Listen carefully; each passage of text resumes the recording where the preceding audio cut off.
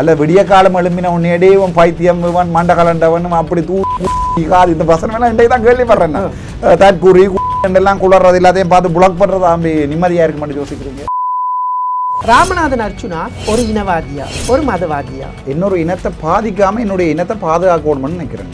இனவாதியா இல்லையாண்ட கேள்விக்கு எனக்கு பதில் சொல்லலாத 50-50. நான் என்னுடைய இனத்தை நேசிக்கிறேன். பாராளுமன்றது ஒரு அரசியல் மேடை, அது ஒரு நடிக்கிற ஒரு இடம்.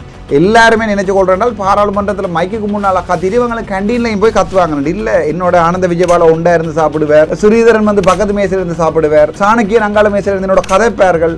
அந்த டைம்ல உங்களோட கேமராவில் நீங்க கதைக்கிறன்றது ஒரு பொய்யான ஒரு விடயமா. நீங்க என்ன தமிழ்ல பேச விடுங்க, தமிழ் தான் பேசுவேன்னு சொல்லி சபாநாயகர் அது தமிழ்ல கேட்க விரும்புறேன் என்றால் இந்த நான் சொல்றேன் இந்த மாதிரி விஷயங்கள் உங்களுடைய பப்ளிசிட்டிக்காக பயன்படுத்துறீங்கன்ற ஒரு குற்றச்சாட்டு இருக்கு இல்லையா? அவருக்கு சிங்களம் தெரியும், சொல்லுங்க அவருக்கு ரெண்டும் தெரியும். தமிழ்ல சொன்னார் எதான் பிரச்சனை என்றால் சபாநாயகருக்கு தமிழ் தெரியாது. சபாநாயகர் மைக் எடுத்து டிரான்ஸ்லேஷன் போடுறதுக்குள்ள இந்த ஒரு நிமிடத்தை நான் பாவிச்சிருவேன்.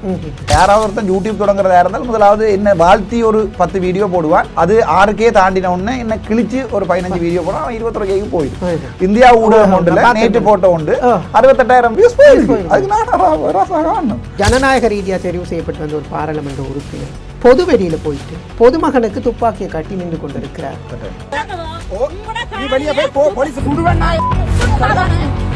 இது எவ்வளவு தூரம் ஜனநாயகம்? நீதிமான் சொன்னவர் உங்களுடைய ஹானி நீங்க துப்புரவாக்கலாம், அதை யாரும் தடை செய்யலாம். புல்டோசருக்கு அந்த கிளீன் பண்ற புல்டோசருக்கு கல்லாளர் வழி கிடையாது. நான் போய் தடுத்த உடனே கல் எடுத்து இருந்தது. இதுலதான் கல்லறி விழுந்தது. இந்த விரலையும் இந்த விரலை ரெண்டாவது இங்கால ஒரு நபர் ஒருவர் அவர் கல் எடுத்து தலையில அடிக்கிறதுக்கு ரெடி. முறைகள் இருக்கு. எப்படி நான் கையாள வேண்டி இருக்கும் சொல்லுங்க. அது தடுத்து நிறுத்தி இருக்கலாம். எப்படி கல்லால் எறியாக்கல எறியவனான்னு சொல்ல வேணுமா? எந்த செக்ரட்டரியோட பொம்பளை பிள்ளை நீ அந்த பிள்ளைக்கு கல்லால குத்து விழுந்திருந்தா என்ன பாதுகாக்கிறதுக்கும் என்னோட நிக்கிறவனை பாதுகாக்கிறதுக்கும் முதலாக தெரிஞ்சா தான் நான் இந்த இனத்தை பாதுகாக்கலாம். முள்ளிவாக்கா கஞ்சி கொடுக்குற எல்லாரும் குடிக்கணும். அதை எல்லாருமே குடிக்கணும். அந்த குடுக்கிறவர்களுடைய பின்னோக்கத்தை தான் பார்க்கணும். சீமான்ல இருந்து நான் கதைக்கிறபடியும் இவர்கள் ஏன் இதை செய்யறாங்கன்றதை பார்க்கணும். இப்ப என்னுடைய தந்தையே காணல 2 வரைக்கும். நான் உண்மையாகவே இந்த இனத்துக்கு நியாயம் கிடைக்கணும்டா நான் போய் முள்ளிவாக்கால இருந்து கஞ்சியை கொடுக்கணுமா, ஜூஎன்ல போய் இந்த தந்தையை காணலன்னு சொல்லி வழக்கு போடணுமா?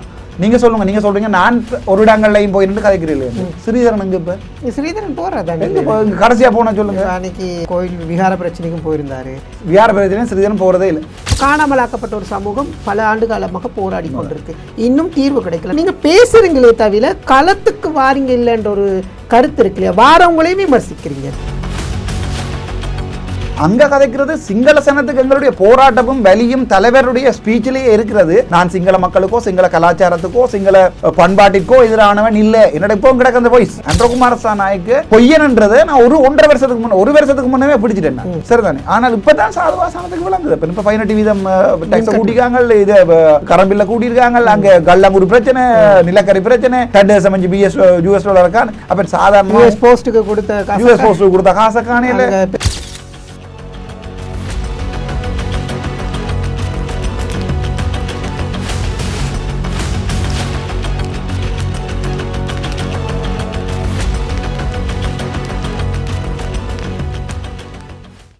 மகுடம் டிவி சொந்தங்களுக்கு வணக்கம். மகுடம் டிவியினுடைய சதுரங்கம் நிகழ்ச்சியினூடாக நாங்கள் இன்றைக்கு சந்தித்திருக்கின்றோம்.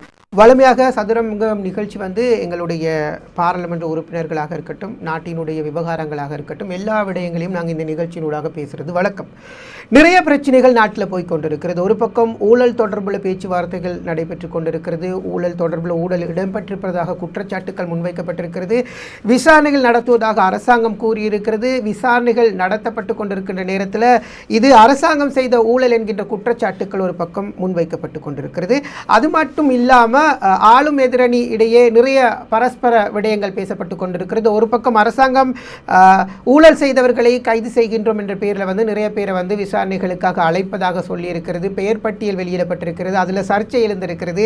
பாராளுமன்றத்திலே விவாதத்தை தர சபாநாயகர் மறுத்திருக்கிறார். இப்படியான ஒரு சூழ்நிலையினுடைய நாட்டினுடைய நடப்பு விவகாரங்கள், நாட்டினுடைய தற்போதைய அரசியல் அரசியல் நிலவரங்கள் அதுபோல நிறைய விடயங்களை நாங்கள் இந்த நிகழ்ச்சியினூடாக பேசிக்கொண்டு இருக்கிறோம். இன்றைக்கும் நாங்கள் எங்களுடைய சதுரங்கம் நிகழ்ச்சியில் நிறைய விடயங்களை பேசுகிறதுக்கு தயாராக இருக்கிறோம். குறிப்பாக வடக்கினுடைய கிழக்கினுடைய அரசியல் நிலவரங்கள், அதே போல் வடக்கு தமிழ் மக்களினுடைய பிரச்சனைகள், இப்போது இருக்கக்கூடிய அரசாங்கத்தினுடைய நிலைப்பாடு தொடர்பில் இவருடைய கருத்து என்ன என்பது தொடர்பிலையும் நிறைய விடயங்களை பேச இருக்கிறோம். ஒரு இவரை பற்றி ஆரம்பிக்க அப்படின்னு சொன்னால் ஒரு நிறைய விடயங்களை சொல்லலாம். சமூகத்தில் சமூக வலைத்தளங்களில் ரொம்ப பிரபல்யமானவர், பாராளுமன்றத்தில் எல்லா இடத்துலையும் பாயிண்ட் ஆஃப் ஆர்டர் எடுக்கக்கூடிய ஒரு பாராளுமன்ற உறுப்பினர். குறிப்பாக அந்த எடுக்கக்கூடிய பாயிண்ட் ஆஃப் ஆர்டரை வந்து ஆதாரபூர்வமாக இதுக்காகத்தான் கேட்குறேன் அப்படின்ற ஒரு ஆணித்தரமான கருத்தை வைக்கக்கூடியவர். அடிக்கடி சபாநாயகருக்கும் இவருக்கும் இடையில் நிறைய முருகல்கள் முரண்பாடுகள் வருது. இதனால் பல ஊடகங்கள் நிறைய விடயங்களை வந்து வெளியிடுறாங்க. சரி, யாரை இன்றைக்கு நாங்கள் எங்களுடைய சதுரங்கம் நிகழ்ச்சிக்கு அழைத்திருக்கிறோம் அப்படின்னு சொன்னீங்கன்னு சொன்னால் யாழ்ப்பாண மாவட்டத்தினுடைய பாராளுமன்ற உறுப்பினர் வைத்தியர் ராமநாதன் அர்ச்சுனா அவர்களை நாங்கள் வந்து எங்களுடைய நிகழ்ச்சிக்கு அழைத்திருக்கின்றோம். வணக்கம் பாராளுமன்ற உறுப்பினர்களே. வணக்கம். நீண்ட ஒரு போராட்டத்துக்கு பின்னர் தான் உங்களுக்கு இந்த நிகழ்ச்சியில் நீங்கள் எனக்கு வாய்ப்பு தந்திருக்கிறீங்க இந்த நிகழ்ச்சிக்கு வாரதுக்கு. எங்களுடைய மகுடம் டிவி சார்பாகவும் மகுடம் சதுரங்கம் நிகழ்ச்சி சார்பாகவும் நன்றிகளை தெரிவித்துக் கொள்கிறோம். இப்படி ஒரு கேள்வியில் ஆரம்பிக்கலாம். ராமநாதன் அர்ச்சுனா ஒரு இனவாதியா, ஒரு மதவாதியா? சமூகத்தில் பல கருத்துக்கள் இருக்குது. உங்களுடைய கருத்தினால வந்து பல கருத்துக்கள் வந்து விமர்சனங்களுக்கு உள்ளாகுறீங்க. அதே போல் உங்களுக்கான ஆதரவும் இருக்குது சமூகத்தில். உண்மையிலுமே நீங்கள் மனம் திறந்து சொல்லுங்கள், நீங்கள் ஒரு இனவாதியா மதவாதியான்றதை முதல்ல நாங்கள் பார்த்துடலாம். ஒரு அரசியல்வாதியாக நான் ஒரு இனவாதியாக இருக்கக்கூடாது. ஆனால் இப்போ இனவாதம் என்பது வந்து இன்னொரு இனத்தை பாதிக்காமல் என்னுடைய இனத்தை பாதுகாக்கணும்னு நினைக்கிறேன். நான் சிங்கள மக்களை பாதிக்காமல் தமிழனாக நாங்கள் ஏற்றுக்கொள்ளணும்னு நினைக்கிறேன். ஆகவே இனவாதியாக இல்லையான்ற கேள்விக்கு எனக்கு பதில் சொல்ல இல்லாத 50-50. நான் என்னுடைய இனத்தை நேசிக்கிறேன். இப்போ அண்மையில் சிங்கள ஊடகங்களில் போகிற இன்டர்வியூவில் நான் தெளிவாக சொல்லியிருக்கிறேன், எனக்கு வாக்கு போட்ட மக்கள் தமிழ் மக்கள். ஸோ நான் தமிழ் மக்களுடைய உரிமைக்காக தான் போராடுவேன். அவர்கள் எத்தனையோ புத்தபிக்குள் என்று சொல்லியிருக்கிறார்கள், நீங்கள் சிங்கள மக்களோட இடையில் ஓட் கேட்டிங்கன்ற டாக்டர் இன்றைக்கு நீங்கள் வெல்லுவீங்கள் என்று. நான் சொல்லியிருக்கேன், இல்லை, நான் பிறந்தது தமிழனாக. ஸோ நான் பல இடங்களில் சொல்லியிருக்கிறேன் நான் ஒரு தமிழனாக. ஆனால் என்னுடைய இனவாதம் முஸ்லீம் மக்களையோ சிங்கள மக்களையோ பாதிக்கக்கூடாது. ஆனால் என்னுடைய இனத்தை நான் பாதுகாக்க வேண்டிய தேவை இருக்கிறது. நான் இனவாதி இல்லாமல் நான் ஒரு பொதுவாதி அல்லவே. நான் ஒரு தமிழன். என்னுடைய பர்த் சர்டிஃபிகேட்டில் இருக்கிற நான் ஒரு தமிழன். ஆகவே 50-50. இன்னொரு இனத்தை பாதிக்காமல் என்னுடைய கொள்ளை வந்து நான் ஒரு தமிழனாக இருக்கணும்னு ஆசைப்படுறேன். இப்போ அங்கே ரெண்டு விஷயம் இருக்குது. இப்போ நீங்கள் இனவாதியா இல்லையான்னு கேட்குறதுக்கு நீங்கள் சொன்னீங்க இல்லை 50-50 இருக்குது. இப்போது நம்ம முஸ்லீம் தமிழை எடுத்துக்கொள்ளும். இப்போ நாங்கள் தமிழ் பேசுகின்ற சமூகம், முஸ்லீம்களாக இருந்தாலும் தமிழ் பேசுகின்ற ஒரு சமூகம் இருக்குது. அங்கேயும் அந்த முஸ்லீம் பேசுகின்ற சமூகம் உங்களுக்கு வாக்களிக்காவிட்டாலும் ஆனால் அங்கேயும் உங்களுக்கு ஒரு ஆதரவு இருக்குது. உங்களை நேசிக்கிற நிறைய இலங்கையில் இருக்கக்கூடிய இளைஞர்கள் இருக்கிறாங்க, நிறைய பேர் இருக்கிறாங்க. இப்போது அந்த இடத்துல நீங்கள் எப்படி அந்த தமிழ் பேசுகின்ற சமூகம் என்று எடுக்கிற நேரம் ராமநாதன் அர்ச்சுனா எப்படி? இல்லை, முஸ்லீம் மக்கள் எனக்கு வாக்களிக்கவில்லை என்பது நான் நினைக்கிறேன் அதை ஏற்றுக்கொள்ளலாம். என்றால் கிட்டத்தட்ட ஒரு 1000-1500 வாக்குகள் யாழ்ப்பாணத்தில் இருந்து முஸ்லீம் மக்களிடமிருந்து வந்திருக்கு. யாழ்ப்பாணத்தில் இருக்கிறார்கள் முஸ்லீம் மக்கள், இல்லை என்று யாழ்ப்பாணத்திலேயே 15 யாழ்ப்பாணத்திலே வாழ்கின்ற முஸ்லீம் மக்கள் இருக்கிறார்கள். கொஞ்சமாக இருக்கிறதுனால. ஆனால் எனக்கு எதிராக ஊடகங்களில் ஒரு விளக்கம் இல்லாமல் வந்து சில நேரங்களில் இந்த முஸ்லீம் சகோதரர்கள் பலவாரியாக, இப்போ உதாரணத்துக்கு இந்த விஜயினுடைய விடயத்தை பார்த்தா கூட அங்கே எதிர்கருத்தை தெரிவிப்பார்கள், அல்லது யாழ்ப்பாணத்தை கொண்டு இந்தியாவுக்கு கொடுங்கடான்னு சொன்னதுக்குரிய எதிர்கருத்தை தெரிவிப்பவர்கள் அதிகமானாக்கள் முஸ்லீம் மக்களாகத்தான் இருக்கிறார்கள். அந்த விதத்தில் முஸ்லீம் மக்களை இப்போ நான் வேணுமென்றால் இந்த ஊடகத்துக்காக சொல்லலாம், முஸ்லீம் மக்கள் என்னுடைய ரத்த உறவுகள், அவர்கள் என்னுடைய இதயத்துக்கு மேலானவர்கள் என்று நான் மற்ற அரசியல்வாதிகள் மாதிரி கதைக்கலாம். ஆனால் நான் முஸ்லீம் மக்களையும் தமிழ் மக்களையும் சமனாகத்தான் பார்க்குறேன். ஆனால் எங்கட சமூகத்தில் முஸ்லீம் தமிழ் மக்களுக்கிடையே பெரிய ஒரு அதான் உண்மை ரியாலிட்டியை கதைக்கிறதா இருந்துச்சு. அதாவது ஜதார்த்தவாதி வெகுஜன விரோதி. ரியாலிட்டி உண்மையை சொல்றதாக இருந்தால் முஸ்லீம் மக்களுக்கும் தமிழ் மக்களுக்கும் இடையிலேயே சொல்லாத ஒரு நெருப்பு எரிஞ்சு கொண்டு தான் இருக்கிறது. சிங்கள மக்களுக்கும் தமிழ் மக்களுக்கும் இடையில சொல்லாத ஒரு நெருப்பு எரிந்து கொண்டு தான் இருக்கிறது. சிங்கள மக்களுக்கும் முஸ்லீம் மக்களுக்கும் இடையில ஷாஃபியினுடைய வழக்குகள்ல இருந்து உங்களுக்கு தெரியும் ஒரு இனவாதம் எரிந்து கொண்டு தான் இருக்கிறது. அந்த இனவாதத்தை துணிஞ்சு காக்கிறதுக்கு சில பேர் ஆயத்தமாக இருக்கிறார்கள் முக புத்தகங்கள். ஆனால் என்னை பொறுத்த வரைக்கும் முன் அக்கரைப்பேத்து வைத்தியசாலை தொடர்பாக கதைக்கின்ற விடயம் மற்றது புத்தளம் வைத்தியசாலை தொடர்பாக நான் அப்போ யோசிக்கல முஸ்லீம் மக்களுக்காக கதைக்கிறேன். என்னை பொறுத்த வரைக்கும் யாரும் என்ன நேசிக்கிற ஒருத்தனுக்காக தான் நான் அதை கதைக்கிறேன். நான் என்னுடைய மனசில் அது இல்லை. ஆனால் வடக்கு மாநசபை என்ற வரைக்கும் மன்னார் பகுதியில் இருக்கிற முஸ்லீம் மக்களுடைய வாக்குகள் ஒரு அரசியல்வாதியாக எனக்கு தேவை. ஆனால் நான் அந்த இடத்துல யோசிக்கிறேன் எப்படி என்றால் முஸ்லீம் மக்களை நான் அரவணைத்து கொண்டு போகின்ற போது இங்கே தமிழ் அடிப்படைவாதிகள் பல பேர் எனக்கு எதிராக குரல் கொடுப்பார்கள். இவர்கள் முஸ்லீம் ஆகவே இது உண்மையாகவே நேரடியாக கதைக்க துணியாத விடயம். ஆனால் நான் துணிஞ்சு சொல்கிறேன், இந்த நெருப்பு என்பது இந்த 3 இனங்களுக்கும் இடையில் எப்போவுமே நீறு பூத்தபடி இருக்குது. அதே ஊடகங்களில் மட்டும்தான் நாங்கள் பார்க்குறோம். மற்றபடி ஒரு நண்பர் இப்போ வேலை செய்கிற இடத்துல இருந்தால் நாங்கள் நண்பர் என்று சொல்லி கதைக்கிறோம். ஆனால் இந்த மனசில் 3 இன மக்களுக்கும் இடையிலையும் தங்களுடைய இனம் முன்னிலைப்படுத்த வேண்டும் என்ற ஒரு இது ஒன்று இருக்கிறது. என்னை பொறுத்த வரைக்கும் முஸ்லீம் மக்களை நான் சமமாகத்தான் பார்க்குறேன். ஆனால் உண்மை அது அல்ல. ரியாலிட்டி தமிழ் முஸ்லீம் சிங்கள மக்களுக்கிடையே ஒரு அண்டர்ஸ்டாண்டிங் இல்லாத தன்மை போய் கொண்டிருக்கிறது. முக்கியமாக இந்த இனம் அப்படின்னு பார்க்குறேன்னு இப்போ உங்கள் மீது இருக்கிற சில பெரும்பான்மையான ஊடகங்களில் சில ஊடகங்கள் மீது ஒரு குற்றச்சாட்டு இருக்குது. நீங்கள் இப்போ இனவாதம் பேசுகிறீங்க பாராளுமன்றத்தில். இப்போ உங்களுடைய உரை தொடர்பில் நிறைய சர்ச்சை எழுமுது பாராளுமன்ற உறுப்பினர். இப்போ நீங்கள் பேசுகிற வார்த்தைகளாக இருக்கணும். சில நேரம் நீங்கள் சில பாராளுமன்ற நான் சில கேள்விகளை கேட்கணும், அது நீங்களும் எனக்கு சொல்லியிருக்கிறீங்க, நீங்கள் கேளுங்கன்றது நான் கேட்குறேன். இப்போ நம்ம ஒரு நிகழ்ச்சிக்காக உங்களை பற்றின தெளிவு ஒரு முஸ்லீம் சமூகத்துக்கு மத்தியிலும் போகணும், தமிழ் சமூக மத்தியிலும் போகணும். சிலவங்க இதை டிரான்ஸ்லேட் பண்ணி சிங்களத்திலும் எடுக்கலாம், அதில் நோ இஷ்யூஸ். இப்போ நீங்க பாராளுமன்றத்தில் பேசுற நேரம் சில சொற்பிரயோகங்கள் தொடர்புல ரொம்ப விமர்சிக்கப்படுறீங்க. இந்த சொற்பிரயோகத்தை ஒரு ஜனநாயக ரீதியாக தெரிவு செய்யப்பட்ட ஒரு பாராளுமன்ற உறுப்பினர், அது எந்த மாவட்டத்தில் தெரிவு செய்யப்பட்டாலும், இப்போ நீங்க நம்ம நாட்டினுடைய ஒரு பாராளுமன்ற உறுப்பினர், நம்மளுக்கெல்லாம் ஒரு பிரதிநிதியாக தான் நீங்க இருக்கிறீங்க. அது நீங்க எந்த மாவட்ட பிரதிநிதிப்படுத்தினாலும் அது நம்மளுக்கு முக்கியம் இல்லை. ஆனால் நீங்க எங்களுடைய பிரதிநிதி. வாக்களிச்சாலும் இல்லையும் பாராளுமன்றத்துக்கு போறப்போ ஜனாதிபதி தான். இப்போ நான் கேட்கிற கேள்வி இப்போ நீங்க பாவிக்கிற சொற்பிரயோகம் தொடர்புல கடுமையான விமர்சனங்கள் எழும்புது. இந்த விமர்சனங்களை நீங்க எப்படி பார்க்குறீங்க? ஏன் இப்படியான சொற்பிரயோகம் ராமநாதன் அர்ச்சுனோட வாயிலிருந்து வருது? ஒரு உதாரணம் சொல்லுங்க ஏதாவது ஒரு. இப்போ உம்பலா பார்லிமெண்ட்ல இப்ப நீங்க பேசுனதும் உனக்கு அப்படின்ற வார்த்தைகள்லாம் வருது. சிங்கள மக்கள் அப்படின்றத ஒரு அழுத்தமா சொல்றீங்க, சிங்கள ஜாதி அப்படின்ற விஷயங்களை சொல்றீங்க. இப்ப இந்த மாதிரி விஷயங்கள் வார நேரம் எம்பி ஏன் அது சர்ச்சைக்குள்ளாவது நீங்க நினைக்கிறீங்க? ஒன்று சில நேரம் நீங்க சரியா பேசலாம், நீங்க வெளிப்படையா பேசலாம், அது சிலருக்கு அப்படி எடுத்துக்கலாம். ஏன் அது அப்படி ஒரு நிலைமை வருதுன்னு யோசிக்கிறீங்க? பாராளுமன்றத்தில் ஒரு அரசியல் மேடை, அது ஒரு நடிக்கிற ஒரு இடம். நீங்க நினைக்கிற மாதிரி பாராளுமன்றத்துல யாருமே எதிரிகள் இல்லை, வடிவா விளங்கி கொள்ளும். எல்லாருமே நினைச்சு கொள்றால் பாராளுமன்றத்தில் மைக்குக்கு முன்னால் கத்திட்டு இவங்களுக்கு கேண்டீன்லையும் போய் கத்துவாங்க. இல்லை, என்னோட ஆனந்த விஜயபால ஒண்டா இருந்து சாப்பிடுவார், ஸ்ரீதரன் பக்கத்து மேசையில் இருந்து சாப்பிடுவார், சாணக்கியன் அங்காள மேசையில் இருந்து என்னோட கதைப்பார்கள். இப்போ இங்கே இந்த அந்த அந்த அந்த டைமில் உங்களுடைய கேமராவில் நீங்கள் கதைக்கிறன்றது ஒரு பொய்யான ஒரு விடயம். அதாவது பொய்யான ஒரு விடயம் என்று சொல்கிறனால அந்த ஒரு வைராக்கியத்தோடு தானே கதைக்கிறோம். சிங்கள மக்கள் எங்களுக்கு தமிழத்தை தரணும் சும்மா ஒரு பேச்சு கதைக்கிறோம்னு வைங்க. ஆனால் கேண்டீனில் போய் நாங்கள் என்ன செய்கிறோம்ன்றது நானே மேம பொட்டக்கேம கதாகராக கணங்கண்டு தன்னது டாம் வேணும் டூம் வேணும் ஏ வகை சீத்தமாக தீயனே. அதாவது அந்த மாதிரியான ஒரு இதுதான் உண்மை. அதே ரஞ்சன் ராமநாயக சொல்லிக்கலாம் நாங்கள் கேட்கல.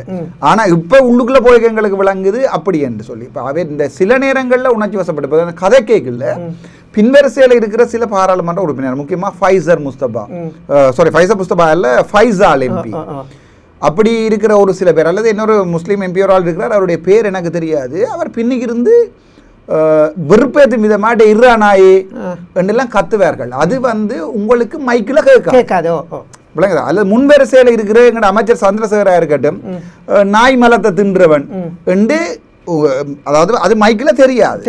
ஸோ கேமராவுக்கு கேட்கும், எனக்கு கேட்கும். ஸோ அதுக்கு ரிப்ளை பண்ணிக்கல என்னுடைய வாய்ஸ் தானே வெளியால வர விளங்குதா உங்களுக்கு? இப்போ அன்றைக்கு யாரு இவர் எங்கண்ட ஜீவன் தொண்டமான கதைக்க விடையில அண்டைக்கு அடிச்சு பாயிண்ட் ஆஃப் ஆர்டர் அடிச்சு ஜீவன் தண்டமான கதைக்கு ஒரு நிமிஷம் கொடுக்கலான்னு ரிஃபிஷாலி எங்கிட்ட இவர்கிட்ட கேட்டது நான். ஆனால் உள்ளுக்கு நடந்த சண்டை உங்களுக்கு பேக்ரவுண்ட்ல ஏதோ சத்தம் கேட்குதுன்ற மாதிரி தான். என்ன சண்டைன்னு தெரியாது. இந்தியா பாராளுமன்றத்தை பார்த்தீங்கன்னா முழுக்களையும் ஃபோக்கஸ் பண்ணுவாங்க.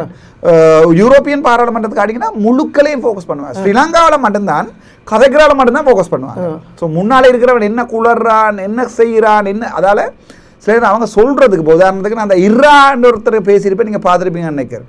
அது ஒரு முஸ்லீம் எம்பி ஒரு ஆள் பின்னிக்கு இருந்து கொண்டு பாட்டு தூசணத்துக்கு எனக்கு பேசிக்கொண்டு இருந்தது. அது சொல்லவே இல்லாத ஒரு தூசணத்தால் எனக்கு பேசிக்கொண்டு இருந்தது. அப்போ தான் அது இருந்துச்சுன்னா இர்ரா என்று சொல்லி நான் திருப்பி சொன்னானே ஒழிய ஆனால் அது வந்தது வீடியோவில் நான் இருறான்னு சொல்கிற வசனம் தானே அவர் கதைக்கிறது இல்லை. ஸோ மற்றது பாராளுமன்றம் உங்களுக்கு தெரியும், அது ஹர்ஷன நாணயக்காரனுடைய பெரியப்பா யார் என்ன பேர் அவருக்கு பட்ட தூசணத்திலே கதைச்ச பாராளுமன்றம். நீங்கள் நினைக்கிற மாதிரி பாராளுமன்றம் ஒன்றும் கோயில் கருவறை இல்லை, அங்கே சமஸ்கிருதத்தில் வந்து சிவபெருமானுக்கு துதி பாடுறதுக்கு. பாராளுமன்றது உங்களுடைய கருத்தை ஆணித்தரமாக சொல்லக்கூடிய இடம். அங்கே வர வசனங்கள் கன்சார்ட்டில் பதியப்படாத வசனங்கள் என்று சொன்னால் யாராவது ஒரு ஆள் எழும்பி அதை பாயிண்ட் ஆஃப் ஆர்டரில் 92 சொன்னால் அது கன்சார்ட்லேருந்து நீக்குவாங்க. ஆனால் பாராளுமன்றம் என்று இருக்கிறது எங்களுடைய இனத்தின் வேலையை கதைக்கிற இடம். அதை கதைக்கிற வசனங்களை வந்து வேணுமெண்டா கன்சார்ட்டில் நீக்கலாமே ஒழிய அந்த கருத்து சுதந்திரம் அங்கே இருக்கிறது. இப்போ அங்கே ஜனநாயகம் இல்லை அப்படின்னு நினைக்கிறீங்களா? ஜனநாயகம்ன்றத பெண் இந்த நாட்டிலேயே ஜனநாயகம்ன்றது கேள்வி இல்லை, சபையில் சொல்றாங்க தானே இப்போ அது ஒரு ஜனநாயகமான இடம், சபை நாகரிகம் நீங்க சொல்லலாம். சபை நாகரிகமாக இவர் கதைக்க தெரியாது இவருக்கு இல்லை. நான் பொதுவாக கேட்குறேன் ஜனநாயகம். இப்போ நீங்கள் சொல்றீங்க, இப்போ அங்கே பேசுகிற விடயங்கள் எடுத்து பார்க்குறேன். நாங்கள் சில நேரம் செய்திகளுக்காக வர நேரம் மேலேருந்து நாங்கள் பார்க்குறது கேலரியிலேருந்து பார்க்குற சில விஷயங்கள் இருக்குது, மேலேருந்து பார்க்குற சில விஷயங்கள். அப்போ அங்கே அதுக்குள்ளேயும் இப்போ நீங்கள் பேசுகிற நேரம் உங்களை உட்கார சொல்றது இல்லை, உங்களோட நேரத்தில் வந்து உங்களுக்கு குறுக்கிடுற விஷயங்களை பார்க்க நேரம் அதுக்குள்ளான உங்களுக்கான ஜனநாயகம் இல்லை அப்படின்றது ஒரு கட்டாயம். அது எனக்கு மட்டும் இல்லை, அது வந்து ஆளுங்கட்சியில ஒரு நபர் தான் பாராளுமன்ற சபாநாயகராகவோ பிரதி சபாநாயகராகவோ இருக்க போறார். ஸோ அவருக்கு சொம்பு தூக்க வேண்டிய தேவை இருக்கிறது. இந்த வசனங்களை தானே சொல்றீங்க, கூடாத வசனங்கள். அவருக்கு செம்பு தூக்க வேண்டிய தேவை கட்டாயம் இருக்கிறது. ஏனென்றால் அவர் கவர்மெண்ட்டுக்கு சப்போர்ட் பண்ணி ஆகணும். இப்போ உதாரணத்துக்கு எதிர்கட்சி தலைவர் சஜித் பிரேமதாச கேட்பார், தப்பர துணாக் தப்பரதை அப்படியெல்லாம் தப்பரையெல்லாம் கேட்க வேண்டிய தேவை வந்து பாயிண்ட் ஆஃப் ஆர்டர்ல இல்லை. 92 சொல்லுது ஒரு நிமிடத்து வந்து கட்டாயம் வழங்கப்பட வேணும். ஸோ தப்பரதிகா நான் எத்தனை இடம் பேசியிருப்பேன், நீங்க பார்த்துருப்பேன். ஓம தப்பரதியாய் தப்பர பகால இது என்னவனே தினவானது வினாடியே நத்தம்ம பாடியனவாண்டு. அதாவது வந்து என்னென்றால் அப்படி பிச்சை எடுக்க வேண்டிய நிலைமை இல்லையா? இப்போ என்ன நம்பி 27,000 பேர் ஓட் பண்ணி அனுப்பி இருக்கிறது, நான் அங்கே பிச்சை எடுத்தால் இப்போ எதிர்கட்சி தலைவர் சார் தப்பர துணாய் என்று கேட்டால் அது ஒட்டுமொத்த எதிர்கட்சிக்கு ஓட் போட்டு அவ்வளவு பேரும் தப்பர துணாய் என்று கெஞ்சிறதுக்கு சமன். தேவையில்லை, அப்படியும் கையேந்த வேணும். அப்படி கையேந்து பாராளுமன்றத்தில் ஒரு அதாவது நிலையியல் கட்டளை சட்டம் வண்டி இருக்கிறது, சட்டத்தின் படி நடக்கணும், அவ்வளவுதான். ஸோ இங்கே ஜனநாயகம்ன்றது அங்கே எதிர்பார்க்க இயலாது. மற்றது நாங்கள் எங்களுடைய குரலை சொல்லக்கூட இல்லைன்னா பின்னத்துக்கு பாராளுமன்றம் போவான். அங்கே போய் எழுதி வாசிக்கத்தான் தேவையண்டா வீட்டை இருந்து எழுதி வாசிக்கலாமே ராசா, உங்களுக்கு விளங்க இல்லையா? ஏதாவது ஒன்று எழுதி இப்போ சில தமிழ் பாராளுமன்ற உறுப்பினர் பார்த்தீங்கன்னா வந்து எழுதி வாசிச்சு கொண்டுப்பாங்க. நான் யோசிக்கிறது வாசிக்கிறது கூட என்ன மொழியில என்ன வாசிக்கணும்னு தெரியாது. அதாவது கண்டியில இருந்து ஒரு பாராளுமன்ற உறுப்பினர் இருக்கிறார், முஸ்லீம் பாராளுமன்ற பேர் தெரியாது, தெரிஞ்ச பயம் இல்லாமல் சொல்லுவேன். அவர் வந்து என்ன வாசிக்கிறார், என்ன தமிழே வாசிக்க தெரியாது, அவர் சகாய்க்கிற சிங்களம் விளங்காது, தமிழும் விளங்காது. அதாவது அந்த கூகுள் டிரான்ஸ்லேட்ல போட்டு நம்ம ஆடியோல கேட்கிற எப்படி இருக்கு அது வந்து அந்த வாக்கு போட்டு அவ்வளவு மக்கள்ன்ற ஜனநாயகம் இறந்துட்டு அந்த நபரால் உங்களுக்கு விளங்கலையா? ஒரு 50,000 பேர் ஓட் போட்டிருந்தா அவுட். 50,000 பேர் வாய்ஸும் இவர் கதைக்க எல்லாம் வேணும். ஆகவே நான் கதைக்கிறது நம்ம தமிழ் இனத்தின் மனசுல இருக்கிற வேலி, முஸ்லீம் இனத்தின் இருக்கிற வேலி. அக்கர்பத் ஹாஸ்பிட்டல போய் பாருங்க, எம்எஸ் டிரான்ஸ்ஃபர் பண்ணி இந்த வரைக்கும் திருப்பி விடையில கதைச்சது நான். ஒரு முஸ்லீம் பாராளுமன்ற உறுப்பினர் இல்ல. எங்க புத்தளம் வைத்தியசாலையில இப்பவும் நாய் அன்றைக்கு ஃபைசால் எம்பி சொன்னேன், அடுத்தது நாய் இருக்குன்னு கிளிப்பன் பாராளுமன்றத்தில் இல்லடாப்பா ஆக்கள் எல்லாம் விட்டு நான் எல்லாம் பிடிச்சிட்டேன்னு சொன்னேன். ஸோ அதுதான் எனக்கு தேவை. எனக்கு அங்கே முஸ்லீம் மக்களுக்காக கதைக்கிறேன்னா, சிங்கள மக்களுக்காக கேட்கிறேன்னா இல்லை, என்னுடைய வார்த்தைகள்ல மேபி எனக்கு அப்படி நடிக்க தெரியாத பெண். அப்படி நடிக்க தெரிஞ்சுதான் அரசியல் செய்யணும்னா மேபி என்ன ஒரு 20 இயர்ஸ்க்கு பிறகு நடிப்பேனா இருக்கும். ஆனால் இப்போதைக்கு இல்லாது. அதாவது உங்களுடைய கேரக்டர் இதுதான். என்னுடைய கேரக்டர் இதுதான். அது நான் பாடசாலை காலத்துலையும் இப்படி தான், கேம்பஸில் இருக்கையும் இப்படி தான், டாக்டர் வேலை செய்யும் இப்படி தான். இப்போ அது வந்து இப்போ என்ன நான் வந்து மாற்றி நடிக்க வேண்டிய தேவை எனக்கு இல்லை. இந்த கேரக்டர் பிடிக்கல, சாஃப்டாக கதைக்கிற வாசிக்கிற எப்படி தான் வேணுமென்றா அடுத்த முறை யாழ்ப்பாண மக்கள் தேர்வு செய்யலாம். இல்லை இவன் தான் வேணுமென்றது யாழ்ப்பாண மக்கள் தீர்மானிப்பார்கள் அடுத்த பாராளுமன்ற தேர்தல். இப்போ இதே மாதிரி ஒரு விஷயம் தான். இப்போ நீங்கள் பாராளுமன்றத்தில் எடுக்கிற ஒரு பாயிண்ட் ஆஃப் ஆர்டரும் உங்களுக்கு நெகட்டிவ் வைப்ஸை தருது. உங்களுடைய பப்ளிசிட்டிக்காகத்தான் இந்த கேள்வியை நீங்கள் எடுக்கிறீங்க, இல்லை இடையில பாயிண்ட் ஆஃப் ஆர்டர் ஒன்று எடுக்கிறீங்க அப்படின்றது வந்து இப்போ நாங்களாக சில கட்ஸ் போடுற நேரமும் நீங்கள் பாயிண்ட் ஆஃப் ஆர்டர் எடுக்கிற சில கட்டில் வந்து நீங்கள் இப்போ சொன்னீங்க நான் மேலே நீங்கள் என்ன தமிழில் பேச விடுங்க, நான் தமிழ் தான் பேசுவேன்னு சொல்லி சபாநாயகர் அது வந்து கிட்டத்தட்ட பெரிய அளவு மில்லியன் கணக்கு வியூ போனிச்சு எங்களுடைய யூடியூப் தளத்தில். இப்போ நான் சொல்கிறேன் வந்து இந்த மாதிரி விஷயங்கள் உங்களுடைய பப்ளிசிட்டிக்காக பயன்படுத்துறீங்கன்ற ஒரு குற்றச்சாட்டு இருக்கு இல்லையா? அதை பத்தி நீங்க என்ன சொல்ல? நீங்க எடுக்கிற ஒரு பாயிண்ட் ஆஃப் ஆர்டர் உங்களோட ஹைலைட் பண்றதுக்கும் உங்களுடைய பப்ளிசிட்டிக்காகவும் நீங்க செய்றீங்க அப்படின்றத நானும் சொன்னா நீங்க என்ன தரவி போறீங்க? Very good question. என்னடா பாராளுமன்றத்தில் பாயிண்ட் ஆஃப் ஆர்டர் கேட்கல, நான் சிங்களத்தையும் சொல்லி தமிழையும் சொல்றேன். சார் மெயின் அணுதெக்க தெக்க அவன் பட்டன்று விளங்கிறவன் என்ன சொல்ல போறான். ஸோ சபாநாயகர் பார்ப்பார், இவர் சொல்றத 10 செகண்ட்ல கட் பண்ணிடுவாங்க. கௌரவ சபாநாயகர் அவர்களே நிலையியல் கட்டளை நான் தமிழ்நாடு கதைப்பட்டு சொல்லி போட்டு நிலையியல் கட்டளை சட்டம் என்று சொல்லி அதை சொல்லி கொண்டு போய் இவர் டிரான்ஸ்லேட் எடுத்து மைக்கோ கொள்வதுக்குள்ள நான் ஒரு நிமிஷத்தை முடிச்சிடுவேன் விளங்கல அவங்களுக்கு பிரச்சனை அதால தான் நான் தமிழ்ல அடிக்கிறேன் சிங்களத்துல ரிஃபிஷாலே பாராளுமன்ற உறுப்பினர் அவரோட செய்யலாம் அவருக்கு சிங்களம் தெரியும் சொல்லுங்க அவருக்கு ரெண்டும் தெரியும் சொன்னார் அவருக்கு அவங்களுக்கு எதான் பிரச்சனை என்னன்னா சபாநாயகருக்கு தமிழ் தெரியாது ஸோ சபாநாயகர் மைக் எடுத்து டிரான்ஸ்லேஷன் போடுறதுக்குள்ள இந்த ஒரு நிமிடத்தை நான் காமிச்சிருவேன் அதுக்கு பிறகு this is not a point இல்லை என்று whatever இருந்தா எனக்கு என்ன நான் என்ன சொல்ல வேண்டியதை சொல்லி முடிச்சிடுவேன் உங்களுக்கு விளங்கல அவசரமா பேசிடுவீங்க அந்த இடத்துல அந்த அதுக்காகத்தான் நான் தமிழ்ல கதைக்க வேண்டி வரது அதாவது சில நேரங்கள்ல சில விடயங்கள் வந்து இவர்கள் என்ன கதைக்க போறோம்னு விளங்கின உடனே பாயிண்டை காட்டினாவே மந்திரத்துமா வாடி வெண்டுன்றுவாங்க ஸோ அதற்காக தமிழ்ல அடிக்கிறது தமிழ்ல அடிச்சா டிரான்ஸ்லேஷன் அங்க போறதுக்கு இல்லை எனக்கு சொல்ல வேண்டிய 30 செகண்ட் 40 செகண்ட் முடிஞ்சிடும். இப்போ இதில் உங்களுடைய பப்ளிசிட்டிக்காக செய்கிற சில விஷயம்னு சொல்லி நிறைய கருத்து நீங்களே பார்த்துருப்பீங்க. இது உங்களுடைய பப்ளிசிட்டிக்காக நீங்கள் செய்கிறீங்க, இல்லை உங்களை இந்த சமூகத்தில் நிலைநாட்டி கொள்றதுக்காகவோ, இல்லை எடுத்துக்காக ஒரு நாளும் ஊடகத்தில் வரணும் நிறைய கருத்து வருது. நாங்கள் அதை பற்றி பேசுவோம். அதனால தான் இந்த கருத்து வருது அப்படின்ற நேரம் நீங்கள் அதை எவ்வாறு பார்க்குறீங்க? நீங்கள் எடுக்கிற ஒரு பாயிண்ட்டுமோ இல்லை நீங்கள் பேசுகிற ஒரு விஷயம் இல்லை நீங்கள் வெளியில் வெளியிடுற காணொலிகளாக இருக்கட்டும். இப்போ இதெல்லாம் வந்து சொல்லுது இல்லை அர்ச்சுனா வந்து தன்னுடைய புகழுக்காக இதை செய்கிறாரு, நெகட்டிவ் வைப்ஸுக்காக செய்கிறாரு, அவர் நெகட்டிவ் வைப் கிரியேட் பண்ணுற ஒருத்தர் அப்படின்ற பேர் இப்போவே இருக்குது. நான் ஒரு ஊடகவியலாளராக பார்க்குறதுனால உங்களுக்கு அதை நான் சொல்கிறேன். இதை நீங்கள் எப்படி பார்க்குறீங்க? உண்மையிலுமே நீங்கள் நெகட்டிவ் வைப்புக்காக செய்கிறீங்களா, இல்லை எந்த நாளும் அர்ச்சுனா செய்திகளில் வரணும்னு செய்கிறீங்களா? ஏன் இது வந்து சரி நீங்கள் என்ன இப்போ கண்டாக்ட் பண்ண தொடங்கி எவ்வளோ காலம்? நான் இப்போ ஒரு 6 மாதம் மட்டும் இருக்கு. ரொம்ப நேரம். இந்த 6 மாதத்தில் எனக்கு மகுடம் டிவியே தெரியாதுன்னு இல்லை இல்லை. ஸோ நான் ஏதாவது ஒரு வழியால் இந்த ஃப்ரெண்ட்ஸுக்கெல்லாம் கால் பண்ணி உங்கள்ட்ட ஒரு இன்டர்வியூக்கு வந்திருக்கலாம். வந்து நானாக வந்திருந்தா அதுக்கு பேர் பப்ளிசிட்டி. நீங்கள் கோல் எடுத்தும் நான் அது பை ஆக்சிடென்ட் நான் பர்பஸாக செய்யலை. அதில் நான் இன்ட்ரெஸ்ட் இல்லை. இப்போ இவன் எத்தனையோ சிங்கள ஊடகங்கள் கேட்டுக்கொண்டு வாங்க இன்டர்வியூ. பப்ளிசிட்டிக்கு ஆசைப்படுறவன் என்ன செய்யணும்? போயிருப்பேன். முழு இன்டர்வியூ முழு மீடியாக்காரோட நம்பரும் என் இதில் இருக்கும். என் ஃபோனில் உண்மையாகவே உங்களோட நம்பர் தான் இப்போ சேவ் பண்ணியிருக்கிறேன். நான் மற்றது ஒரு 1-2 பேரை சேவ் பண்ணியிருக்கிறேன். அவர்கள் இன்டர்வியூ வந்த போது அந்த பேர் சொல்லல ஊடகங்கள் சேவ் பண்ணியிருக்கிறேன். மற்ற ஊடகங்களை நான் தேடி இன்ன வரைக்கும் போகல. பப்ளிசிட்டி தேவை என்ற ஒருவர் என்ன செய்வார்? ஊடகங்களை தேடி தான் திலத்தி போய் இன்டர்வியூ கொடுப்பேன். எனக்கு அப்படி கொடுக்க வேண்டிய தேவை உண்டு. அது ஒட்டோ அங்கே ரீச் ஆகும்ன்ற ஒரு எண்ணம் இருக்கும் இல்லையா? நாம இப்படி பேசி இருந்தா இப்போ நான் கேட்குறேன், இப்போ நீங்கள் இப்படி பேசுனா உங்களுக்குள்ள தோணலாம் இது இன்னைக்கு ரீச் ஆகும், இது இன்னைக்கு செய்திகள் அடிப்பாங்க, இல்லை பெரிய சேனல்லையும் அடிப்பாங்க அப்படின்னு நான் ஒரு பேச்சு சொல்கிறேன். இப்போ விஜயை கிழிச்சு விஜய் எல்லாம் பிள்ளையான ஆளுண்டு எத்தனையோ பேர் ஊடகங்களில் போட்டுக்கொண்டு இருக்கணும். ஏன் அவே பப்ளிசிட்டியை ஆக்க முடியலை, தங்களை தாங்களே ஆக்க முடியலை. உதாரணத்துக்கு சும்மா ஒரு பேச்சு சொல்கிறேன். அது எங்கள்ட கஜேந்திரமார் பொன்னம்பலம் பாராளுமன்றத்தில் ஒரு உரை ஆட்டினால் 687 வியூஸ் தான் போகும் சில ஊடகங்கள். ஆனால் நான் சிங்களத்தில் உருவாக்கினா 362 கேயும் ஓடி இருக்கு. சரிதானே?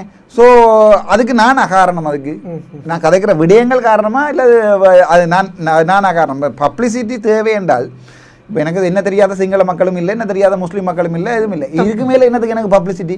ஸோ நான் இப்போ நிப்பாட்டலாமே, உங்களுக்கு விளங்கல. இப்போ நான் அப்படி பிளான் பண்ணி தான் செய்கிறேன். இப்போ சில பேர் சொன்னாங்களே அன்றாவரத்தில் அந்த வழக்கு கொண்டு வந்ததை பிளான் பண்ணி செஞ்சேன். இப்போ வந்து கோட்டை போகிறதுல யாராவது வழக்கு வேண்டுவதற்காக போய் போலீஸ்காரனோட சண்டை பிடிப்பாங்களா? இல்லை. ஒரு வழக்குன்றது சரியாக தலையடி உங்களுக்கு தெரியுமா? வரையா வழக்கில் போயிருக்கலாம் தெரியும். ஸோ எனக்கு அந்த மாதிரி தேவை ஒன்றும் இல்லை. ஆனால் சும்மா இருக்கிறவனையும் விடிய காலம் எழும்பி பார்த்தா எந்த லைனில் தான் ஓடிக்கொண்டிருப்பாங்களே. யாராவது ஒருத்தன் யூடியூப் தொடங்குறதா இருந்தாலும் முதலாவது என்ன வாழ்த்தி ஒரு 10 வீடியோ போடுவான். அது 6K தாண்டின உடனே என்ன கிழிச்சு ஒரு 15 வீடியோ போடுவான். அவன் 21K போயிடும். அதுக்கு நானாடா தம்பி காரணம். அவன் நீங்களா பப்ளிசிட்டி தேடி போகல அப்படின்னு கூட தேவையில்லை. இவன் எந்த ஓன் யூடியூப் இருக்குது. அந்த ஓன் யூடியூப்லேயே 48,000 ஃபாலோவர்ஸ் இருக்குது. என்னுடைய முதல் இருந்த புத்தகத்தில் வந்த ஃபேஸ்புக்கில் 112,000 ஃபாலோவர்ஸ் இருந்தது. இப்போ புதுசாக உருவாக்கின ஃபேஸ்புக்கில் 6 மாதத்துக்குள்ள 68,000 ஃபாலோவர்ஸ் இருக்குது. இத்தனைக்கும் ஒரு 6,000 பேரை பிளாக் பண்ணியிருப்பேன். கள்ள ப்ரொஃபைல்களை சும்மா தூசண கத்திராக்களையெல்லாம் பிளாக் பண்ணியிருப்பேன். ஸோ இதுக்கு நான் எங்கே போய் பப்ளிசிட்டி நான் பேர் சொல்லல. இந்தியா ஊடகம் ஒன்றில் நேற்று போட்டோ உண்டு 68,000 வியூஸ் போயிருக்கு. அதுக்கு நான் காரணம். அது நான் ஆசைப்படுறேன். பப்ளிசிட்டி வந்து ஆனால் அரசியலுக்கு சரியான முக்கியம் தான். பப்ளிசிட்டி முக்கியம். ஆனால் அதுக்கு நான் அரசியலுக்கு வாரத்துக்கு முன்னமே நான் சாவச்சேரி நிலைமை மக்களுக்கு எல்லாருக்குமே என்ன தெரியுமா? அப்போவே என் ஃபாலோவர்ஸ் 94,000-98,000 ஃபேஸ்புக்கில் போயிட்டுது. அந்த ப்ரொஃபைலையும் நான் டிலீட் பண்ணிட்டேன். அவே எனக்கு அந்த அப்படி தேவை ஒன்றும் இல்லை. இப்போ கூட யோசிக்கணும் இந்த அரசியலை விட்டு ஒதுங்குவோமான்னு. ஒதுங்க இயலாத நிலைமையோட தான் இந்த சமூகம் தந்துருக்குது. ஏன் அது உங்களுக்கு அப்படி ஒதுங்குவோமான்னு நீங்கள் அண்மையில் பாராளுமன்றத்திலேயே தொடர்பில் சொல்லி இருந்தீங்க, நான் போகிறேன் அப்படி இதை வந்து விட்டுட்டு போக. உண்மையாகவே சரியான ஸ்ட்ரெஸ் காலமை வெடி எழுப்பி டையை கட்டி கொண்டு போய் ஹாஸ்பிட்டலில் இருந்தோன்னு ஹாஸ்பிட்டல் டைரக்டராக வார டைரியை சைன் பண்ணி போட்டு சும்மா இருக்க டைரக்டராக ஒரு வேலையுமே இல்லை. 4 மீட்டிங்கை வச்சுட்டு சும்மா இருக்கிற 4 லட்சம் ரூபா சம்பளம் உள்ள அந்த வேலையா?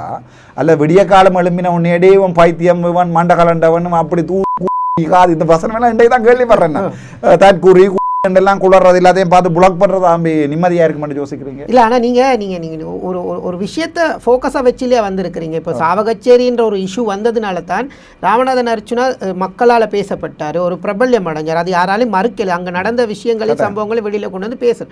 இப்போ நீங்க அதுல இருந்து வாரீங்க மக்கள்கிட்ட சேவைக்காக. இப்போ இது ஹாஸ்பிட்டல மட்டும் திருத்தியல, நம்ம நாட்டுக்குள்ளே ஏதாவது கொண்டு வரணும் அப்படி. ஏன் உங்களுக்கு அப்படி ஒரு யோசனை வருது? இல்ல அது உண்மையாவே பொலிட்டிக்ஸ்ல இருக்கிறது சரியான ஸ்ட்ரெஸ். அதுவும் கிட்டத்தட்ட ஒரு ஷார்ட் மந்த் பீரியட்ல 3 மந்த்ல நான் ஒரு எம்பி ஆயினேன். சோ இவ்வளவு காலம் 30 வருஷம் அரசியல்வாதிகளா இருந்தவர்கள், அவரோட சேர்ந்து மண் கடத்தினவன், அவரோட சேர்ந்து ரேப் பண்ணினவன், அவரோட சேர்ந்து கள்ள பெர்மிட் கொடுத்தவன், அவரோட சேர்ந்து கஞ்சா காத்தினவன் எல்லாம் இருக்கும். இப்ப போய் ஒதுங்குறதுக்கு இடம் இல்லை. ஸோ அவங்க எல்லாரும் நான் வரைகல டக்ளஸ் தேவானந்தா உட்பட சகல ஆதரவாளன் சொன்னவர், டாக்டர் நீங்க பொலிட்டிக்ஸுக்கு மட்டும் வர வேண்டாம், பட் நாங்க உங்களை திருப்பி ஹாஸ்பிட்டலுக்கு விடுறோம், பேராதனை டிரான்ஸ்ஃபர் எடுத்து தரோம்னு சொல்லி பல பேர் விரும்பினார். இப்பவும் போய் பாருங்க படிவ எனக்கு எதிராக குளர்றாங்கன்ற ஒன்று கள்ள ப்ரொஃபைலாக இருக்கும், அல்லது ஏதாவது ஒரு அரசியல்வாதி இந்த பேக்ரவுண்டில் அன்னை பார்த்து ஒரு தம்பி ஒரு பட்ட தூசணத்தில் எழுதியிருந்தார். பிளாக் பண்ண ப்ரொஃபைலில் போய் பார்த்தா பின்னால் ரிசார்ட் பதிவு நிற்கிறார் கையை கொடுத்து கொண்டே விளங்கலையா சார். ஸோ அதுக்கு பயந்து ஓடுறவன் நான் இல்லை. ஆனால் வேறொரு ப்ரொஃபஷனலாக இருந்து போட்டு இப்படி ஒரு பொது வாழ்க்கை சின்னல இருந்தே கொடியை பிடிச்சிட்டு வந்ததுன்னா தெரிஞ்சிருக்காது. முதல் டயர் அழுவி கொடுக்குறது, அதுக்கப்புறம் கொடி நடுறது, அதுக்கு பிறகு அவர்கிட்ட தாம்பாளம் தூக்கி கொடுக்குறது, அப்படி 10 வருஷம் செஞ்சிருந்தா தெரிய வராது. ஒரு ப்ரொஃபஷனலாக இருந்து கொண்டு வாழ்க்கையில் ஒரு பேஷண்ட்டுமே பேசாதானே எங்களை அப்படி இருந்து கொண்டு திடீரென்று இப்படியான ஒரு சமூக ஊடகத்தில் பொது வாழ்க்கைக்கு வந்த உடனே வரவன் போகிறவன் எல்லாம் அட்வைஸ் பண்ணிக்கல. முக்கியமாக சரிதானே இப்போ அரசியல் வந்து யாரும் அட்வைஸ் பண்ணலான்றா சார். உனக்கு ஒன்றுமே தெரியாதுண்டு வை, உனக்கு ஆனாவன்னா கூட எழுத தெரியாண்டு வை, ஆனா அட்வைஸ் பண்ணலாம். இப்போ அது அரசியல். ஸோ அப்போ எப்படி தலை நோவு மட்டும் ஜோதிச்சு பாரு, ப்ரொஃபைல போய் பார்த்தா வாயில வெத்தில சப்னபடி இருக்கும் ஒரு போட்டோ, ஆனால் உனக்கு அரசியல் ஒன்றும் தெரியாதுன்னு எனக்கு போட்டிருப்பாங்க 3 மாதத்துல எம்பியா வந்தவனுக்கு. ஸோ அது வந்து சரியான ஸ்ட்ரெஸ். அதோட யோசிக்கிறது ஏன் இப்படியான சில அந்த வார்த்தைகள் வருது எனக்கு, இப்படியான ஒரு முட்டாளர்களுக்காக நாங்கள் அரசியல் செய்கிறோம்னு கவலையாக இருக்கும். ஆனால் மறுபடியும் கிளிநொச்சியால் போய்க்குள்ள அந்த ரோட்டில் இருந்து பாலப்பழம் விற்கிறபடியில் பார்க்க நெஞ்செல்லாம் பதறுது. விட்டுட்டு நான் இப்போ போய் ஃபாரின்ல அசைலம் அடிச்சு இருக்கலான்றா சார். என்னுடைய இருக்கிற சொத்துக்களை இங்கே விற்று போட்டு ஃபாரினில் போய் ஒரு லண்டனில் ஒரு வீட்டையும் பண்ணி கொண்டு அசைலம் அடிச்சு கொண்டு இந்த பிள்ளையும் வளர்த்து கொண்டு நான் இந்த பாடம் நிம்மதியாக இருக்கலாம். நான் சுயநலமாக நான் தப்பிடுவேன். எனக்கு ஃபாரின் போய் அசைலம் அடிக்கிற சிம்பிள் வேலை. எந்த நாட்டில் அமெரிக்காவில் இறங்கியும் அசைலம் அடிக்கிறேன். ஏன்னா எனக்கு இந்த சிஐடியில் இன்கொயரியிலேருந்து சகலதுமே போட்டிருக்கிறார்கள், தேவையில்லை. அந்த லெட்டர்களே காணும் எனக்கு. ஆனால் நான் யோசிக்கிறேன், தலைவரோடையில தானே அப்படி நின்ற போராளிகள், உண்மையான போராளிகள் கடைசி நேரம் வரைக்கும் இருந்து அடிபட்டு செத்தவங்க தானே. இப்போ ஓடினதுகள் வந்துருந்து இப்போ மாவீர தினம் கொண்டாடி காசெல்லாம் சேர்க்குது, அது வேற பிரச்சனை. இப்போ ஏன் நாங்கள் ஓடணும்? நாங்களும் ஓடிட்டா யார் பார்க்குறேன்? நேற்று கூட ஃபேஸ்புக்கில் போஸ்ட்டை போட்டேன், இந்த அரசியலுக்கு விலகுவதா இல்லையாட்டு. 430 கமெண்ட் வந்திருக்குது, 10 கமெண்ட்டோ 11 கமெண்ட் தவிர மிச்சம் முழுக்க டாக்டர் நீங்கள் இருக்க வேணுமெண்டு. ஸோ எனக்கு இப்போ அது உண்மையாகவே மன அழுத்தம் தான், சரியான ப்ரெஷர். அப்போ நீங்கள் நினைக்கிற மாதிரில சரியான pressure, but I will stand. நிற்பீங்க, நாங்களும் எதிர்பார்க்குறோம் மக்களுக்காக பேசுகிறேன். இப்போ இன்னொரு கேள்வி, முக்கியமான ஒரு கேள்வி.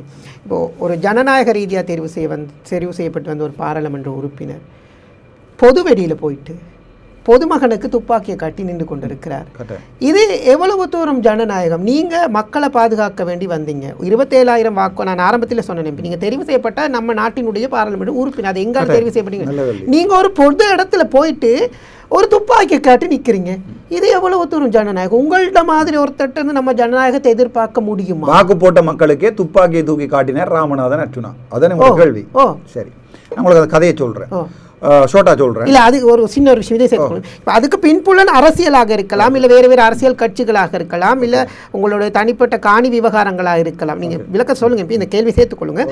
இருக்கலாம், ஆனா துப்பாக்கி காட்டுறது எவ்வளவு தூரம்? ஒரு ஒரு ஒரு ஒரு உங்களை மதிக்கிறோம் நாங்கள், நீங்க ஒரு துப்பாக்கி தூக்கி ஒரு பொதுமகனுக்கு காட்டுறதுன்றது எவ்வளவு தூரம் ஏற்புடையது? நல்ல கேள்வி. உங்களுக்கு தெரியும், டக்ளஸ் தேவானந்தான்னு சொல்லி ஒரு அமைச்சர் இருந்தவர். அவர் வச்சிருக்க சிறிய தியேட்டர் என்னுடைய மாவனுடைய ஸ்ரீதர் என்றது அம்மாவினுடைய மச்சான், என்னுடைய மாமா. அவருடைய அப்பா வந்து ரத்ன சபாபதி. அவர் எங்களுடைய தான் தியேட்டர். 97ஆம் ஆண்டு இயக்கம், 93ஆம் ஆண்டு அதை வேண்டி 97ஆம் ஆண்டு வரைக்கும் வச்சிருந்தது. 97ஆம் ஆண்டு இயக்கம் கிளிநொச்சிக்கு போன அப்புறம் இவர் அதை படித்தவர். 2023 வரைக்கும் இப்போ வழக்கு நடந்து கொண்டு இருக்கிறது. அதை பிடிச்சது அதுக்கு பின்னால் தான் என்னுடைய வீடும் இருந்தது, பெரிய மாண்ட வீடும் இருக்குது. சிறிய தியேட்டருக்கு நேர பின்னால் எல்லாருக்குமே தெரியும், சிசிஏ டியூட்டருக்கு பக்கத்தில், லிங்கங்கூல் பார்க்கு பக்கத்தில், முழு பேருக்கு தெரியும். மணியை தேட்ட வீடுன்ற முழு பேருக்கு தெரியும், பெரிய பாட பேர் மணியன். ஸோ அதுக்கு பிறகு 2023ஆம் ஆண்டு இவருடைய வலிகாமம் இணைப்பாளர், அவருக்கு பேர் வந்து ஜூட் ஜோன்சனோ ஏதோ ஒரு பேர் உண்டு, என்னுடைய காணியை ஃபுல்லாக அறுக்க பண்ணி நான் போட்டிருந்த உடனே பின்பக்கத்தால் புல்டோசர் அடித்து 20 பனையும் களவெடுத்து இவர் கூத்தடிக்க நான் டக்ளஸோட கதைச்ச ஒரு ஆடியோ ஒன்று நான் போட்டேன்னா நீங்கள் பார்த்தீங்களோ எனக்கு தெரியாது. அப்போவே நான் இவருக்கு கம்ப்ளைண்ட் பண்ணுறேன் டக்ளஸுக்கு. அதுபோல் 2023ஆம் ஆண்டு வெள்ளிக்கிழமை இவ புல்டோசர் அடித்து காணியை பிடிக்க வலிக்கிட்டவே நான் திங்கக்கிழமை போலீஸில் ஞாயிற்றுக்கிழமை இது போட்டு திங்கக்கிழமை கோர்ட்ஸில் கொண்டே ப்ரொடியூஸ் பண்ணியாச்சு. அந்த வழக்கு நடந்து கொண்டு கேட்க ஜட்ஜிட்ட போய் அனுமதி கேட்குறோம். நாங்கள் எங்களுடைய காணி இப்போ கிட்டத்தட்ட அந்த காணி தொடர்பாக பிரதேச சபை நோட்டீஸ் எல்லாம் ஓட்டி காணி தொடர்பாக பெரிய பிரச்சனை, அரசியல் பிரச்சனை போய் கொண்டு வந்தது. டாக்டர் காணியை துப்புரவாக்காமை வச்சிருக்கிறார், அதில் இருந்து பாம்பு வருதுண்டு. ஸோ அந்த காணியை எனக்கு துப்புரவாக்க வேண்டிய தேவைக்கு நீதிமன்றத்திட்ட கௌரவ நீதிமன்றத்துடைய என்னோட சட்டத்தரணி கௌசல்யா நரேந்திரன் மூலம் அனுமதியை கேட்க நீதிமன்றம் சொன்னவர் உங்களுடைய காணி நீங்கள் துப்புரவாக்கலாம், அதை யாரும் தடை செய்யலாண்டு போய் துப்புரவாக்கல. மறுபடியும் அதே டக்ளஸ் ஆக்கள் வந்து முதலாவது எல்லாம் கதைச்சு கொண்டு இருக்கிறோம். அப்போ நான் சொல்கிறேன் நம்ம போலீஸுக்கு போங்க நீங்கள் பிரச்சனை, அந்த வீடியோக்கள் வெளியால் வரையில என்ன கிடக்குது இல்லை போலீஸாரை கொடுத்துருக்கேன், நம்ம போலீஸுக்கு போங்க நீங்கள் என்று எல்லாம் சொல்கிறேன். அதுக்கு பிறகு வந்து புல்டோசருக்கு அந்த க்ளீன் பண்ணுற புல்டோசருக்கு வந்து கல்லாளறிய வலிக்கிட்டேன். கல்லாளர் வலிக்கிட்டே நான் போய் தடுத்த உடனே கல் எடுத்து எறிஞ்சது எனக்கு. முதலாவது கல்லறிஞ்சு விழுந்தது வந்து இந்த கையில், இந்த கை வந்து இடத்துல வீக்கம் இருக்கும் உங்களுக்கு தெரியும். இப்போ ஒரு இது இந்த இடத்துல வீக்கம் உங்களுக்கு தெரியும். இதில் தான் கல்லறி விழுந்தது, இந்த விரலையும் இந்த விரலையும். இதால் ஃபுல்லாக ரத்தம் ஓடிக்கொண்டிருக்குது. ரெண்டாவது இங்கே ஒரு நபர் அவர் கல்லெடுத்து தலையில் அடிக்கிறதுக்கு ரெடி. ஸோ தற்பாதுகாப்பு கண்டு வந்த துவக்க நான் என்ன செய்யணும்? இப்போ நானும் கல்லால் எடுத்து அறிவாடணும் அங்கே சொல்லுங்க. இல்லை இது நீங்கள் அப்போ இல்லை நான் அந்த சந்தர்ப்பத்தில் நீங்கள் ஒரு எம்பி, உங்களோட துவக்க தற்பாதுகாப்பு கண்டு அரசாங்கம் தந்து லைசன்ஸு பொக்கெட்டுக்கு கிடக்குது. உங்களுக்கு ஒரு ஆள் கல்லால் எறிஞ்சு கையால் ரத்தம் பெறுது, இன்னொருவர் கல்லால் எடுத்து தலையில் குத்துறதுக்கு ரெடி. ஸோ நீங்கள் என்ன செய்வீங்க அந்த டைமில்? அங்கே ஓடுவீங்களா? தற்பாதுகாப்புன்னு ஒன்று இருக்குதானே? ஓ இல்லை நீங்கள் ஓடுவீங்களா அல்லது காலில் விழுந்து நம்ம பொசிஷன் ஒன்று இருக்கும் தானே எம்பி? என்னது? இப்போ நான் ஒரு நீங்கள் எனக்கு சொல்றீங்க, நான் ஒரு எம்பின்டா, அப்போ நான் வந்து அந்த இடத்துல கையாள வேண்டிய சில முறைகள் இருக்குது. எப்படி நான் கையாள வேண்டி இருக்கும் மட்டும் சொல்லுங்க. நாங்கள் அது தடுத்து நிறுத்தி இருக்கலாம். எப்படி கல்லால் எறியாகல எறியவனான்னு சொல்ல வேணுமா? இல்லை என்ன சொல்ல இல்லை முதல் அறிவு விழுந்துட்டேன், இதில் ஒரு அறிவு விழுந்துட்டு. ஸோ அதுக்கப்புறம் நான் என்ன செய்யணும்? நாங்கள் எங்களை பாதுகாக்கணும். என்னென்னு பாதுகாக்கிறது? ஏதாவது ஒரு வழியில் பாதுகாக்கணும். அதுதான் நான் செஞ்சேன். நான் ஸோ என்னென்ன பாதுகாக்கிறது தான் சொல்லுங்க. நானும் கௌசல்யா நரேந்திரன் மட்டும்தான். இல்லை நீங்கள் ஒரு துப்பாக்கியை காட்டி மிரட்டுறது விட வேற ஏதாவது வழி இருக்கு இல்லையா? அதுதான் இல்லை, வேற என்ன செய்திருக்கோம் சொல்லுங்க. வேற என்ன சௌகரியம் சொல்லுங்க. அது நீங்க தான் சொல்லணும். நான் எனக்கு தெரியாது. உங்களுடைய கருத்தின்படி ஒரு பொது நபருக்கு துவக்க எடுத்து காட்டுறீங்க. ஓ ஸோ நீங்க அந்த இடத்துல இருந்தா என்ன செய்திருப்பீங்க? நானும் ஏதாவது ஒரு வழிமுறை கையாண்டிருப்பேன். அதான் என்ன உங்களுக்கு இடுப்புல சரி அதை எடுத்து காண்பித்திருக்கேன். அதை எடுத்து லோட் பண்ணி போட்டு சேஃப்ல போட்டுட்டு நான் சொன்னான் திருப்பவும் கல்லால் எறிஞ்சா சுடுவேன். அவ்வளோதான் செய்து நான் லோட் பண்ணி சேஃப்ல போட்டு திருப்பவும் கல்லால் எறிஞ்சா சுடுவேன் என்ற மாதிரி அது வீடியோவில் கிடக்கு பார்த்துருப்பீங்க நீங்க, சரிதானே? ஸோ இதை இப்போ நான் எடுத்து சுற்றுருந்தா, காலுகளை சுற்றுருந்தா, மேலே சுற்றுருந்தா, அதாவது கூட சொல்லலாம் இவர் சுடுவதற்கு தயாராகிட்டார். நான் அதை தந்ததே ராசா தற்பாதுகாப்புக்கு தானே, அதை நான் பாவிக்கவே இல்லையே, அதை நான் சுடவே இல்லையே ஒருத்தருக்கும். மறுபடியும் என்ற தலையில் குத்து விழுந்துட்டா நான் யோசிச்சு பாருங்க, தலையில் குத்து விழவுன்னு நான் என்ன செய்யணும்?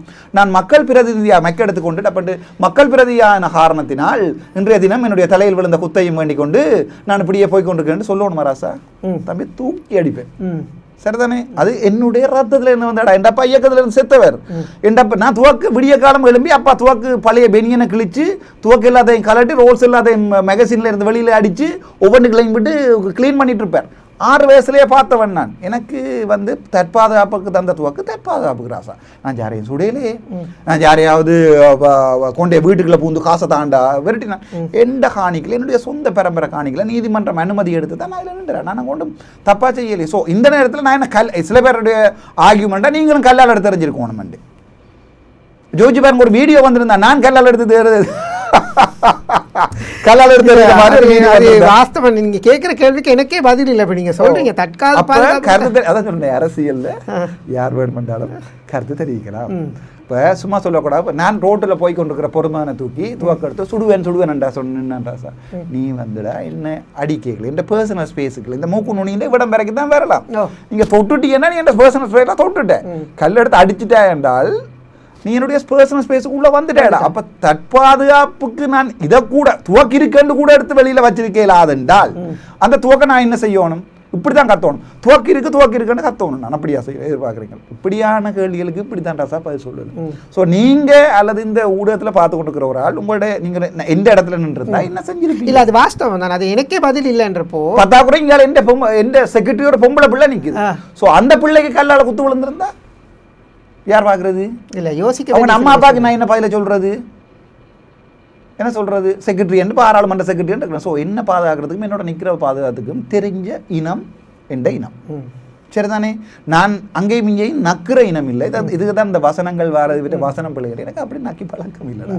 என்ன பாதுகாக்கிறதுக்கும் என்னோட நிற்கிறவனை பாதுகாக்கிறதுக்கும் முதலாக தெரிஞ்சா தான் நான் இந்த இனத்தை பாதுகாக்கலாம். என்னையும் பாதுகாக்க தெரியாது, இந்த இனத்தையும் பாதுகாக்க தெரியாது. நானே ஓடுறேன் கல்லை கண்டுட்டு. இப்போ என்னட்டு நான் இந்த இனத்தை பாதுகாக்கிறது?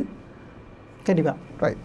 இப்போ இதே போல் ஒரு குற்றச்சாட்டு தான் இப்போ இந்த பெண்களுக்கு அர்ச்சுனோட வார்த்தைகள் வந்து ரொம்ப கடுமையாக இருக்குது. நாங்கள் கடந்த காலங்களில் உங்களுக்கு ஞாபகம் இருக்க தெரியும், ஒரு நீதிமன்ற வளாகத்தில் காணொலி ஒன்று போடி அப்படின்ற பேசுகிற விஷயங்கள் எல்லாம் வந்திருந்தது. இப்போ இதுவும் ஒரு நீதிமன்ற வளாகத்தில் ஏதோ ஒரு பிரச்சனை ஒன்ற நேரம் பெண்கள் ஆர்ப்பாட்டம் செஞ்ச ஏதோ ஒரு வீடியோ நீதிமன்ற வளாகத்தில் டிசிசி மீட்டிங் அதே ஆட்கள் தான் இந்த காணி பிரச்சனைக்கு வந்து சண்டை பிடிச்சா. அதுக்கும் லிங்க் இருக்கு. எப்ப லிங்க பாத்தீங்களா நீங்க? இப்ப இவையும் பிரதேச உறுப்பினர் தான், இவையும் தங்களோட பிரதேச மீட்டிங்ல அர்ச்சுனாண்ட காணியை அரசாங்கம் பொறுப்பெடுக்கணும் சொன்னார்கள். இந்த பரம்பரை 100 வருஷ காணியை பிரதேச சபையில மீட்டிங்ல தீர்மானம் கொண்டு வரீங்கன்னா அர்ச்சுனாண்ட காணிகளை பாம்பு இருக்கிறபடியா அர்ச்சுனாண்ட காணியை தப்பிராசம் உனக்கு ஒரு வீடு இருந்து நானும் பிரதேச உறுப்பினராக இருந்து இந்த வீடுக்கு நான் பொறுப்பெடுக்க போறேன்னா நீ என்ன செய்வாய்? சும்மா இருக்க மாட்டேன். அதான் சும்மா இருக்கல. அந்த கேள்வி நான் கேட்கறதுக்கு ஒரு ரீசன் வந்து அந்த சம்பவம் இந்த என்னென்றால் இப்படித்தானே நாங்கள் ஏதாவது தொடங்கிட்டு திருப்பி ஒரு ரியாக்ஷன், ஒரு ஆக்ஷனுக்குரிய ரியாக்ஷன் வந்து சொல்றோம். நாங்கள் பொம்பளை எங்களுக்கு கதைக்க கூடாது. யார் ஆரம்பிச்சது? அந்த பொம்பளையில கூட்டி கொண்டு போய் அந்த டிசிசி மீட்டிங்ல இருத்தினது நான். வைத்தியர் பவானந்த ராஜா வந்து இவே இருத்தே உள்ள வர கூடாதுன்னு சொல்லிக்கல. நான் சொன்னா மக்கள் பிரதிநிதியா அனுமதியும் கொண்டு சொன்னது நான். வெளியால வந்திருந்து கொண்டு எனக்கே பேசி அது நல்லூரை நான் இடிக்க சொல்லி போட்டு நான் சொல்லாத கருத்தையும் சொல்லி குளறிக்க வேணா என்ன கதைக்கிற பார்த்துக்க அவ்வளோதான் சொன்னேன். நான் அவ்வளோதான் சொன்னேன். என்னை பொறுத்த வரைக்கும் 5 அறிவு உள்ள மிருகம் நாய், 6 அறிவு உள்ள மனுஷர். ஸோ 5 அறிவு மாதிரி ஒரு ஆள் பிஹேவ் பண்ணுறாரு என்றால் அவரை பொறுத்த வரைக்கும் நாயன்னு கூப்பிட்றதுல இந்த பிள்ளையுமே இல்லையா? அப்போ விளைஞ்ச உங்களுக்கு இப்போ சொல்லாத ஒரு கருத்து இந்த சொற்பிரயோகங்களை கட்டுப்படுத்த முடியாது. என்கிட்ட குமரன் சார் இருக்கிறார், இப்படி தான் படிப்பார். அதே செம்மறி நாயவனை சொல்கிற விலங்கு இல்லையாடா படிடா அண்டு வேறு. ஸோ அப்போ நாங்கள் சார்கிட்ட போய் சொன்னோம், நாங்களா சார் நீங்கள் இப்படி நாயண்டு கதைக்கிறது பிள்ளை சார் அந்த இப்போ அப்படி தான் படிப்பிக்குது, அப்படி தான் சொல்கிறாரு. அப்படி நாயல் துளைஞ்சு போக போகிறீடான்னு சொல்லுவார். அது வந்து யாழ்ப்பாணத்தில் ஒரு வளமையான முறை. இப்போ உதாரணத்துக்கு நாங்கள் மயிர் வெட்டிட்டு வரோம்னு சொல்லுவோம், நீங்கள் சொல்லுவீங்களா? நாங்கள் முடி வெட்டுறோம் விலங்குதா பிரச்சனை. அது அந்த பிரதேச நடைமுறை, இது இந்த பிரதேச நடைமுறை. இப்போ நீங்கள் சொல்லுவீங்க 9 யாழ்ப்பாணத்தில் போய் சொல்லி பாருங்க யாரை 9 அவன் 10 தான் சொல்லுவான். அவனுக்கு என்னண்டே விலங்கு அது 9 விலங்கு. நான் ஹெட்டல்லையும் இருந்தபடியா நான் ஜாழ்ப்பாணத்தில் இருந்தபடியா எனக்கு தெரியும். மொழி பிரதேசம் மொழி வளர்ச்சது பிரதேசம் அது ஜாழ்ப்பாணத்தில் நடைமுறை போடா நாயேன்னு சொல்கிறது, ஒரு சுடுவன் நாயேன்னு சொல்கிறது ஒரு மொழி வளமை, அவ்வளோதான். இப்போ நாங்கள் வரலாம். இப்போ நிறைய உங்களை பற்றி பேசியாச்சு, இப்போ நம்மளுடைய மக்களை பற்றி பேசலாம். இப்போ வடக்கில் இருந்து வந்த நீங்கள் இப்போது நிறைய வடக்கு மக்களினுடைய பிரச்சனைகளை பேசுகிறீங்க, ஆனால் இது நடைமுறையில் வாரது ரொம்ப குறைவாக இருக்குது. இப்போது ஃபார் எக்ஸாம்பிள் ஒரு விஷயத்தை கேட்கலாம். இப்போ நிறைய மக்கள் வந்து நிறைய கோரிக்கைகளை முன் வச்சு நிறைய இடங்களில் ஆர்ப்பாட்டம் செய்கிறாங்க, போராட்டம் செய்கிறாங்க, கோரிக்கைகளை முன் வைக்கிறாங்க. ஆனால் அந்த கோரிக்கைகள் இன்று வரைக்கும் நிறைவேறலை. இப்போது உதாரணத்துக்கு எடுத்து இப்போ காணாமலாக்கப்பட்ட ஒரு சமூகம் பல ஆண்டு காலமாக போராடி கொண்டிருக்கு, இன்னும் தீர்வு கிடைக்கல. நான் என்னுடைய ஊடக வாழ்க்கை ஆரம்பிக்கக்குள்ள முதல்ல போயிட்டு நேர்காணல் செஞ்சது அந்த இடத்துல போயிட்டு தான். அப்போது இப்படியான விஷயங்கள் இருக்கிற நேரம் நீங்கள் பேசுகிறீங்களே தவிர களத்துக்கு வாரீங்க இல்லைன்ற ஒரு கருத்து இருக்கு இல்லையா? வாரவங்களையும் விமர்சிக்கிறீங்க. இப்போ தமிழரசு கட்சியாக இருக்கட்டும், இல்லை கஜேந்திரகுமாரோட கட்சியாக இருக்கட்டும், ஏனைய கட்சிகளாக இருக்கட்டும், வாரவங்களையும் விமர்சிக்கிறீங்க. ஆனால் ஒரு சில இடங்களை தவிர்த்து ஏனைய இடங்களில் உங்களுடைய கருத்து பதிவோ இல்லை மக்களோட நிற்கிறதோ இல்லை அப்படின்ற ஒரு குற்றச்சாட்டு. ஒரு நல்ல உதாரணம் சொல்கிறேன் உங்களுக்கு. 2016ஆம் ஆண்டு வந்து சர்வதேச விசாரணை ஒன்று சுமந்திரன் தலைமையில் ஐநாவில் நிகழ்ச்சிகள் நடந்து கொண்டு இருந்தது. அந்த நேரம் கேட்டது வடக்கில் இருந்து காணாமல் ஆக்க போனவற்ற ஒரு உறவு வந்து ஐநாவில் போய் ஒரு சாட்சியம் சொல்ல வேணும். அதாவது இந்த அப்பாவை காணையில் இந்த தம்பியை இண்ட வரைக்கும் 2024ஆம் ஆண்டு வரைக்கும் யாருமே போயில ராசா ஐநாவுக்கு. இவ்வளவு நாங்கள் கத்தி குளர்ற காணாமலாக போட்டவர் சங்கம் என்று சொல்லி ஏற்கனவே இருந்த தலைவி வந்து இப்போ சுவிட்சர்லாண்டில் அசைலம் அடிச்சிட்டான். திருப்பி வாரவாகவும் அடுத்த கிழமையில போயிடுவா. அதாவது தலைவியா வாரதே போய் அசலம் அடிக்கிறது. உங்களுக்கு தெரியும் பொஸ்கோ நிஷான்னு 2 பேர் இருக்கிறோம். நான் இப்போ சுவிட்சர்லாண்டுக்கு போன நேரங்களில் லேர்ன் பண்ணி கொண்டு வருது. இந்த 2 பேருடைய தொழில் இவ 2 பேருக்குமே சுவிட்சர்லாந்து அரசாங்கம் வந்து பிரான்ஸ் அரசாங்கம் வந்து முத்திர குத்தி வச்சிருந்தது, இவை பிடிச்சி ஜெயிலையும் போட்டிருந்தது. இங்க பொய் பிரச்சாரங்களை மேற்கொண்டு வெளிநாடுகள் ஆக்கள் எடுக்கிறது காசு வேண்டின. அதாவது யூஎன் விசிட்டுக்கு வந்துட்டு அப்படியே அசலம் அடிச்சிருவாங்க. அதால இவன் நான் அப்ளை பண்ண ஒரு எம்பியா நான் அப்ளை பண்ணிக்க கூட யூஎன் வந்து அதுக்குரிய ஆக்ஷனை வடிவா எடுக்கல. ஸோ நான் அண்ட வரைக்கும் யாருமே போய் அங்கே போய் இப்போ உதாரணத்துக்கு தெரியும் உங்களுக்கு 5 பேர் திருகோணமலையில் காணாமலாக்கப்பட்ட விடயத்தில் ஒரு வைத்தியர் ஒருவர் அவர் கதைச்சிட்டு அவர் லண்டனுக்கு போயிட்டார். ஏன் அவருக்கு உயிர் ஆபத்து இருந்தது இங்கே. ஸோ கதைக்கிறவங்க எல்லாம் வெளிநாட்டுக்கு போகலாம்ன்ற நிலைமை ஒன்று இருந்தது. ஸோ இந்த வரைக்கும் ஐநாவில் ஒருத்தருமே தன்னுடைய உறவு காண அனந்த் சசிதரன் அவ கூட இந்த வரைக்கும் தன்னுடைய ஹஸ்பண்ட் நினைக்கிறேன் ஹஸ்பண்ட் காணலைன்றது ஐநாவில் வழக்கா பதிவு செய்யல ராசா. ஏன் நினைக்கிறீங்க? ஏன் செய்யலைன்னா அதைத்தான் இந்த தமிழரசு கட்சியை நான் திட்டுறேன், இந்த கஜேந்திரகுமாரையும் திட்டுறேன், இந்த சிறிதரனையும் திட்டுறேன். உங்களுக்கு விளங்கல. ஏனென்றால் இது ஒரு டபுள் கேம். சுமந்திரனாக்கள் இருக்கிற காலத்துல இருந்து இந்த வரைக்கும் முதலா ஒரே காணாமல் போவலன்னு சொல்றீங்களா இல்ல போயிருக்கு? இல்ல, கிட்டத்தட்ட 1,70,000 பேர் செத்துருக்காங்க. அதுல எந்த சந்தேகமுமே இல்லை. கிட்டத்தட்ட 40,000-30,000 பேர் காணாமக்கப்பட்டிருக்காங்க. 10,000 போராளிகள் டிராக்டர்ல ஏத்துப்பட்டு திருப்பி வரவே இல்லை. இவன் என்னுடைய தந்தை, நான் அந்த கதையில அதை சொல்றேன் உங்களுக்கு. ஆனால் ஒரே ஒருத்தன் தான் போய் இதுவரைக்கும் ஐநாவில் தன்னுடைய தந்தையை காணல என்று சொல்லி நேரடியாக அஃபிடவிட் கொடுத்துருக்காங்க. யாருன்னு சொல்லுங்க? தெரியல. நான் தான் போன தடவை போய் என்னுடைய தந்தையை காணல, என்னுடைய தந்தை அனுராதபுரம் வைத்தியசாலை பதவியா வைத்தியசாலையில இருந்து காணாமலாக்கப்பட்டிருக்கிறார், அனுராதபுரம் நீதிமன்றத்தில் வழக்கு நடந்து வழக்கு கிடப்பில போடப்பட்டிருக்கிறது, தந்தையை காணல என்று அஃபிடவிட் கொடுத்த ஒரே ஒரு ஆள், வேற யாருமே போகல. சோ இங்க நின்று நான் இதைத்தான் சொல்றேன் உங்களுக்கு. இன்னொரு விஷயத்தையும் சொல்றேன் உங்களுக்கு சரியா தலையடியும். போன தடவை மாவீரர் தினம் 2025ஆம் ஆண்டு மாவீரர் தினத்துக்கு நாமல் ராஜபக்ச எனக்கு சொன்ன விடயம் என்னண்டா, டாக்டர் நீங்க மாவீரர் தினத்துக்கு செலிப்ரேட் பண்ண போகலையாண்டு, இது ஹிட்டாவோடும் போட்டுக்கொள்ளுங்க என்ன கேட்டது. நான் சொன்னேன் இல்லை, எனக்கு அவ்வளோ காசு இல்லை, அப்படி செலவழிக்கலை. அந்த டைம் பாராளுமன்றம் நடந்து கொண்டிருக்கோம். ஸோ என்னால் முடிஞ்சது பாராளுமன்றத்தில் கதைக்கிறது மட்டும் தான். நான் யாருடையுமே காசு சேர்க்கவில்லை. மாவீரர் நடத்துகிற 2 வரைக்கும் நான் காசு சேர்க்கல தானே. இல்லை போகலேன்னு இல்லை, கஜேந்திரகுமார் பொன்னம்பலம் கஜேந்திரனாக்களுக்கு நாங்கள் தான் ஃபண்ட் பண்ணியிருக்கிறோம், உங்களுக்கும் வேணுமென்றாலும் அந்த ஃபண்டை தரலாம். காணுமா தம்பி? உங்களுக்கு காணுமா? உங்களுக்கு இதுதான் அரசியல். காணுமா உங்களுக்கு? இப்போது எந்த கவர்மெண்ட் காலகட்டத்தில் காணாமலாக்கப்பட்டாங்களோ அதே கவர்மெண்டால வந்து நாமல் ராஜபக்ச உறுதியா சொல்றேன். நான் 100% உறுதியா சொல்லலாம், 100% உறுதியா சொல்லலாம். நாமல் ராஜபக்ச, நாமல் சாணக, மாதுகோட, சஜபே எம்பி, நீங்க நினைக்கிற மாதிரி நான் திரும்ப முதல்ல இருந்தே சொல்லிக்கிறேன். யாரும் அங்கே எதிரியும் இல்லை, நண்பரும் இல்லை, எல்லாரும் வெளியில வந்து கதைப்போம். ஸோ கதைக்கின்ற போனோம் என்ன நக்கலா சொல்கிறேன், என்ன உங்களுடைய மாவீரனுக்கு போகலையாண்டு நக்கலா இவருக்கு கேட்கல. நான் அதை சீரியஸாக எடுத்துக்கொண்டு சொன்னேன். நோ இல்லை, நான் போகலை, பட் அந்த அப்பா மாவீரர் தானே, ஸோ எனக்கு அந்த வேலை இருக்குது, நான் போகலை, நான் அதை சம்மந்தமாக பாராளுமன்ற கதைப்பேன், அப்போ நீங்கள் பார்த்துக்கொள்ளலாம் என்று நான் சொன்னேன். நான் இந்த வரைக்கும் சிங்கள ஊடகங்களில் போய் தேசிய தலைவர்கிட்ட கடவுள் எல்லாம் சொல்லியிருக்கிறேன். நான் நேராக சொல்லியிருக்கேன், இது வரைக்கும் ஒரு தமிழமையும் சொல்லு. அப்போ எனக்கு சொன்ன விடயம், காசு தான் உங்களுக்கு பிரச்சனைடா, கஜேந்திரகுமார் பொன்னம்பலம் மாதிரி நீங்கள் எங்கள்கிட்ட கேட்டுருக்கலாம் தானே. இப்போ நினைக்கிறீங்களா நான் போய் மாவீரர் தினம் கொண்டாடணுமெண்டு? இப்போ நினைக்கிறீங்களா மாவீரர் தினம் கொண்டாட வேணுமெண்டு? உங்களுக்கு என்னமென்று சொல்றேன். இப்போ வடக்கு மாநிலத்தில் மேதின கஞ்சியல் எல்லாம் கொடுப்பட்டு கொண்டிருக்கிறோம். சரிதானே? அங்கதான் வரேன். இந்த ஃபண்டிங் எல்லாம் எங்க வருது என்றால் அது முழுக்க முழுக்க முழுக்க முழுக்க வெளிநாட்டில இருந்து வருது. அந்த வெளிநாட்டில இருந்து ஃபண்ட் பண்றாக்கள் எங்க நிக்கணும் என்றால் இந்த மஹிந்த ராஜபக்சோட நாமல் ராஜபக்சோட ஆக்களோட தான். நிறைய இடங்களில் வந்து நேற்று போற வாரத்தில் ஆரம்பிக்கக்குள்ள மாவீரர் முள்ளிவாய்க்கால் வாரம் ஆரம்பிக்கிற நேரம் நிறைய இடங்களில் வந்து தமிழரசு கட்சிகள் ஏனைய உறுப்பினர்கள் வந்து இப்போ முள்ளிவாய்க்கால் நினைவேந்தல் அஞ்சலி செலுத்துறாங்க, கஞ்சி வழங்குறாங்க. இப்போ இதுகளெல்லாம் ஃபண்டில் தான் செய்யறாங்கன்னு சொல்றீங்களா? உள்ளபூர்வமா இல்லை ஒரு உணர்வு பூர்வம், என்னுடைய தந்தை, என்னுடைய சகோதரி, என்னுடைய இனம் இறந்திருக்குன்ற உணர்வு இல்லாம தான் செய்யறாங்கன்றது வரும். அங்க இருக்கிற மக்களுக்கு, அங்க இருக்கிற சனத்துக்கு அண்ணா இல்லை, அம்மா இல்லை, அப்பா இல்லை, தம்பி இல்லை, சகோதரம் இல்லை, மாமா இல்லை, ஒருத்தரும் இல்லை, எல்லாருமே காணாமலாக போட்டு விடுதலை போராளிகளாகி மண்ணுக்கு கீழே விதையா போயிட்டாங்க.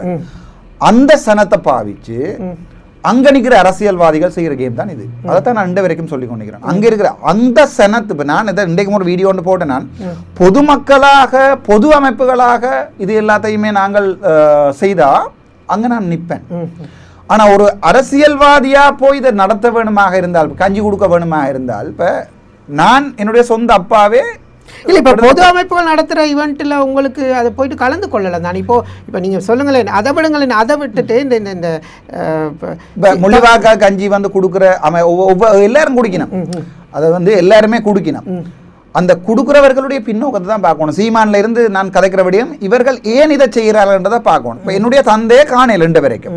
நான் உண்மையாகவே இந்த இனத்துக்கு நியாயம் கிடைக்கணுமெண்டா நான் போய் முள்ளிவாய்க்கால இருந்து கஞ்சியை கொடுக்கணுமா, ஜூஎன்ல போய் இந்த தந்தையை காணலன்னு சொல்லி வழக்கு போடணுமா மஹிந்த ராஜபக்சவுக்கு எதிராக? கரெக்ட், அது சரி. எது செய்யணும்? நான் வழக்கு தான் போடணும். நீங்க வந்து நான் அதைத்தான் செஞ்சேன். நான் போய் முள்ளிவாய்க்கால நின்று அங்கே இருக்கிறவண்ட வெளியே என்ன வாக்காக்கு, அங்கே இருக்கிறவண்ட வெளியே நான் இந்த வரைக்கும் வாக்காக ட்ரை பண்ண மாத்து. ஏன் நான் தமிழ் தேசியம் கதைச்சு பாராளுமன்ற உறுப்பினர் வரையில தானே. தமிழ் தேசியம்ன்றது வந்து கதைச்சு தான் பாராளுமன்ற உறுப்பினர் வரணும்னா எனக்கு ஒரு ஆள் தான் மிச்சம் இருக்கிற. ஆனா நீங்க பேசுறதுல தமிழ் தேசியம் கதைக்கலன்னு சொல்லுங்களேன். இன்னொரு முக்கியமான ஒரு கேள்வி இருக்கு, அதை நாங்க கேட்போம். இப்ப தமிழ் தேசியம் கதைக்கல, ஆனா நீங்க உங்களுடைய தலைவர், உங்களுடைய கடவுள், உங்களுடைய பிரபாகரன் இப்படின்ற விஷயங்களை பேசுறீங்க. இது மக்கள் மத்தியில் ஒரு ஆழமான ஒரு பதிவு இல்லையா? அதுவும் அங்க நீங்க பேசுன அதுவும் ஒரு உணர்வை தட்டும் இல்லையா? இங்க தம்பி, இந்த போராட்டத்துல போய் செத்தவனுக்கு தான் அது வெளி, அதை பாவிக்கிறவனுக்கு அது அரசியல். அது உங்களுக்கு விளங்கலையா? நீங்க அரசியல் செய்யலையே.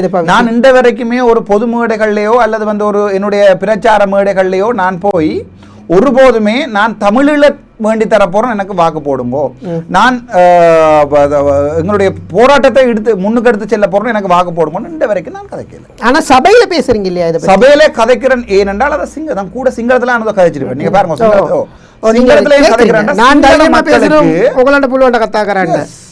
சிங்கள மக்களுக்கு விளங்க வேணும் தேசிய தலைவர்ண்டா யாரு, 44,000 பேர் செத்த ரீசன் என்னன்றது சிங்கள மக்களுக்கு விளங்கணும். இன்றைக்கு என்ன கமெண்ட் பண்றாங்க, அவன் தன் இனத்துக்காக கதைக்கிறான், அவன் உண்மையா கதைக்கிறான். ஆனால் தங்களுடைய ஆக்களை போட்டே கிளிக்கிறாங்க சிங்கள மக்கள். நான் அங்க கதைக்கிறது சிங்கள சனத்துக்கு எங்களுடைய போராட்டமும் வலியும் தலைவருடைய ஸ்பீச்சிலேயே இருக்கிறது. நான் சிங்கள மக்களுக்கோ சிங்கள கலாச்சாரத்துக்கோ சிங்கள பண்பாட்டிற்கோ எதிரானவன் இல்லை. என்னோட இப்போ கிடக்க அந்த வாய்ஸ் சரிதானே என்று கதைச்சதை சிங்களத்தில் ஒருத்தன் போய் சிங்கள மக்களுக்கு சொல்ல வேண்டாமா? யார் சொல்றது? அந்த கடமையை தான் நான் செய்கிறேன். அதுக்கான தான் பாராளுமன்றத்தில் கதைக்கிறேனே ஒழிய நான் தேசிய தலைவரால் ஒரு நாளும் போய் நான் தேசிய தலைவரை பற்றி கதைக்கிறேன்றதுக்காக யாழ்ப்பாணத்தில் வாக்கு விழாது. 93,000 பேருக்கு வாக்கு போட்டது யாருக்கு? என்பிபிக்கு. ஏன் போட்டது? தேசிய தலைவர் கட்சாக்களுக்கு எல்லாம் போட்டிருக்கணும். 63,000 பேர் தமிழரசு கட்சிக்கு போட்டது, எனக்கு 27,000 பேர் போட்டது. ஸோ அந்த 93,000 27,000க்கும் அவ்வளோ பேருக்கும் என்ன தமிழ் தேசியத்திலேயோ பிரபாகரன்லேயோ எந்த ஈடுபாடும் இல்லையா? அவங்கள் யோசிக்கிறது இதை வச்சு விற்கிறவனை விட அதை பேணிக்கொண்டு அன்றாட பிரச்சனைகளை கதைக்கிறவன் தான் வேணும் என்று தான் தமிழ் மக்கள் யோசிக்கிறார். இப்போ இந்த முள்ளிவாய்க்கால் நினைவேந்தல் அல்லது காணாமலாக்கப்பட்ட போன விடயங்களை தவிர்த்தும் இப்போ பொது விஷயங்களுக்கு சில போராட்டங்கள் நடக்குது. இப்போ தையிட்டு விவகாரங்கள் போகுது இல்லையா? அந்த மாதிரி விவகாரங்கள்டே அர்ச்சுனோட குரல் ஒலிக்குது இல்லை? அர்ச்சுனா அந்த மக்களுக்கு ஆதரவாக போறாங்க இல்லை அப்படின்ற ஒரு நிலைப்பாடு இருக்கும் இல்லையா? அதை பற்றி நீங்கள் என்ன நினைக்கிறீங்க? இது நான் என்னோட கேள்வி, நானா யோசிச்சு பண்ணி இதை கேட்கணும் அப்படின்றது என்னோட உணர்வு. நல்ல கேள்வி.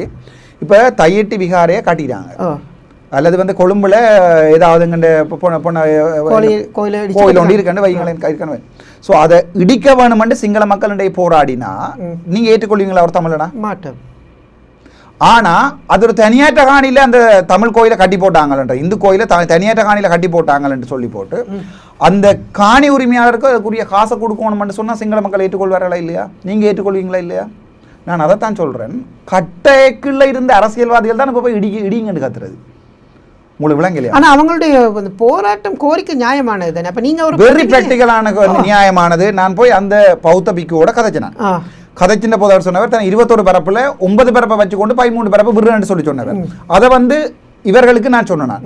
சொன்னா பிறகு இந்த தையிட்டியில சைக்கிள் கஜேந்திர மேர் இவர்களுடைய டீம் இருக்குதானே, இவர்கள் இந்த வரைக்கும் போய் அளக்கிறத கூட குழப்பி கொண்டெல்லாம் இருக்கிறாங்க.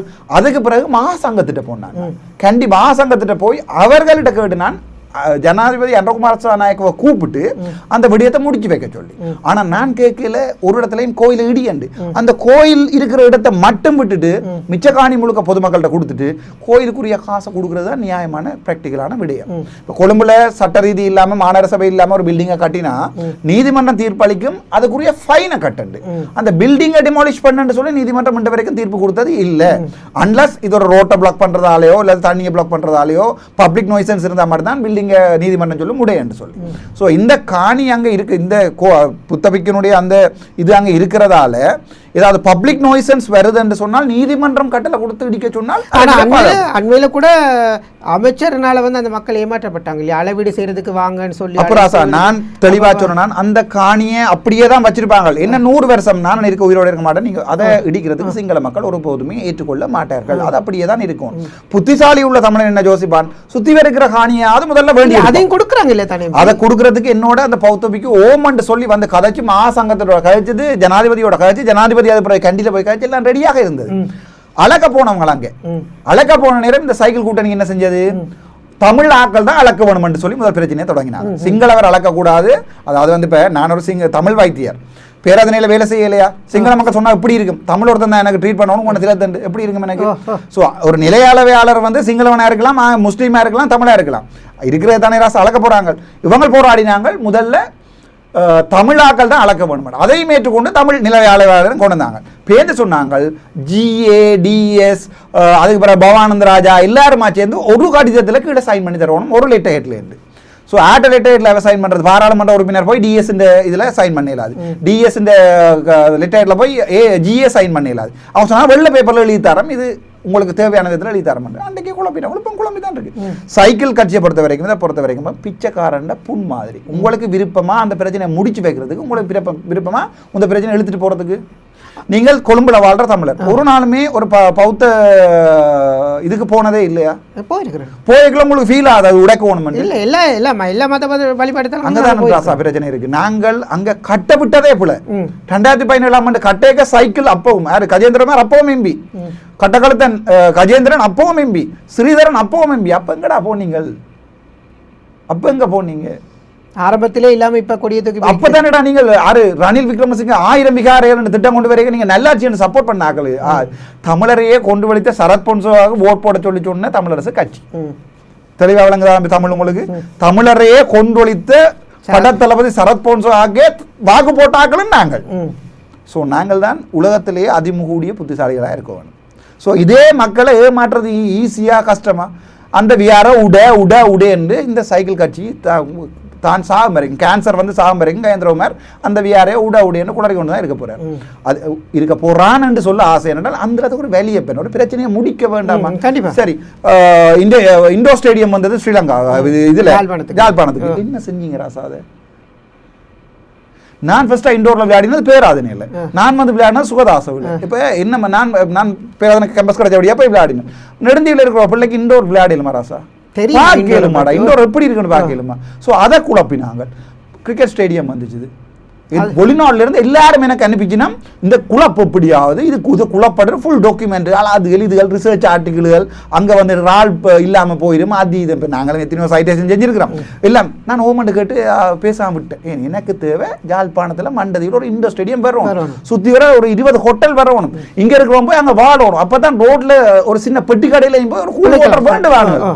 அதை விட்டு போடுறாசா அந்த இண்டோர் ஸ்டேடியமை குழப்பினானுகள், அது பிறகு கிரிக்கெட் ஸ்டேடியத்தை குழப்பினானுகள். எல்லாத்தையுமே குழப்பி கொண்டு வந்தா நான் அடுத்த ஒரு அரசாங்கம் ஒன்று வருமாக இருந்தால் அந்த அரசாங்கத்துக்கு சப்போர்ட் பண்ண தான் ட்ரை பண்ணுவேன். ஆனா நீங்க இந்த அரசாங்கத்துக்கு சப்போர்ட் பண்ணீங்களா? ஆரம்பத்தில் மேக்ஸிமம் சப்போர்ட் பண்ணினான், சரியா? ஆனால் அது எங்க கூட இருந்துச்சு? நீங்க இப்ப அந்த பார்லிமெண்ட் உரையிலே சொன்னீங்க நான் என்னுடைய ஆதரவு சுயேட்சை எம்பி தானே. நான் ஆசைப்பட்டேன் இவங்களுக்கு சப்போர்ட் பண்ண, இவங்க என்ன ஜூஸ் பண்ணுவாங்க. இவங்க கடைசியாக என்ன செஞ்சாங்க என்றால் இப்போ எனக்கு வந்து பிமல் ரத்நாயக்க கேன்டீனில் வந்து சொன்னது அந்த நேரத்தில் நல்ல நண்பனாக இருக்கேக்கில்ல டாக்டர் ஒயா இது ஜனதாவுக்கு மீ நாயக்கியானே மக்களுடைய ஆக்கள் தானே என்று சொல்லி ஒயாட்டை இது நேற்று அந்த ஒயா நீங்கள் சுவாதீனமாவினே துளி என்று கழிச்சார். அதுக்கு பிறகு இவங்களுக்கு விளங்கிச்சு நான் அங்கே நான் பெண் சரியண்டா கேட்பேன், பிள்ளைண்டா கதைப்பேன். எனக்கு அரசியல் பின்புலம் இல்லை, நான் ஒரு கட்சிக்காரனும் இல்லை.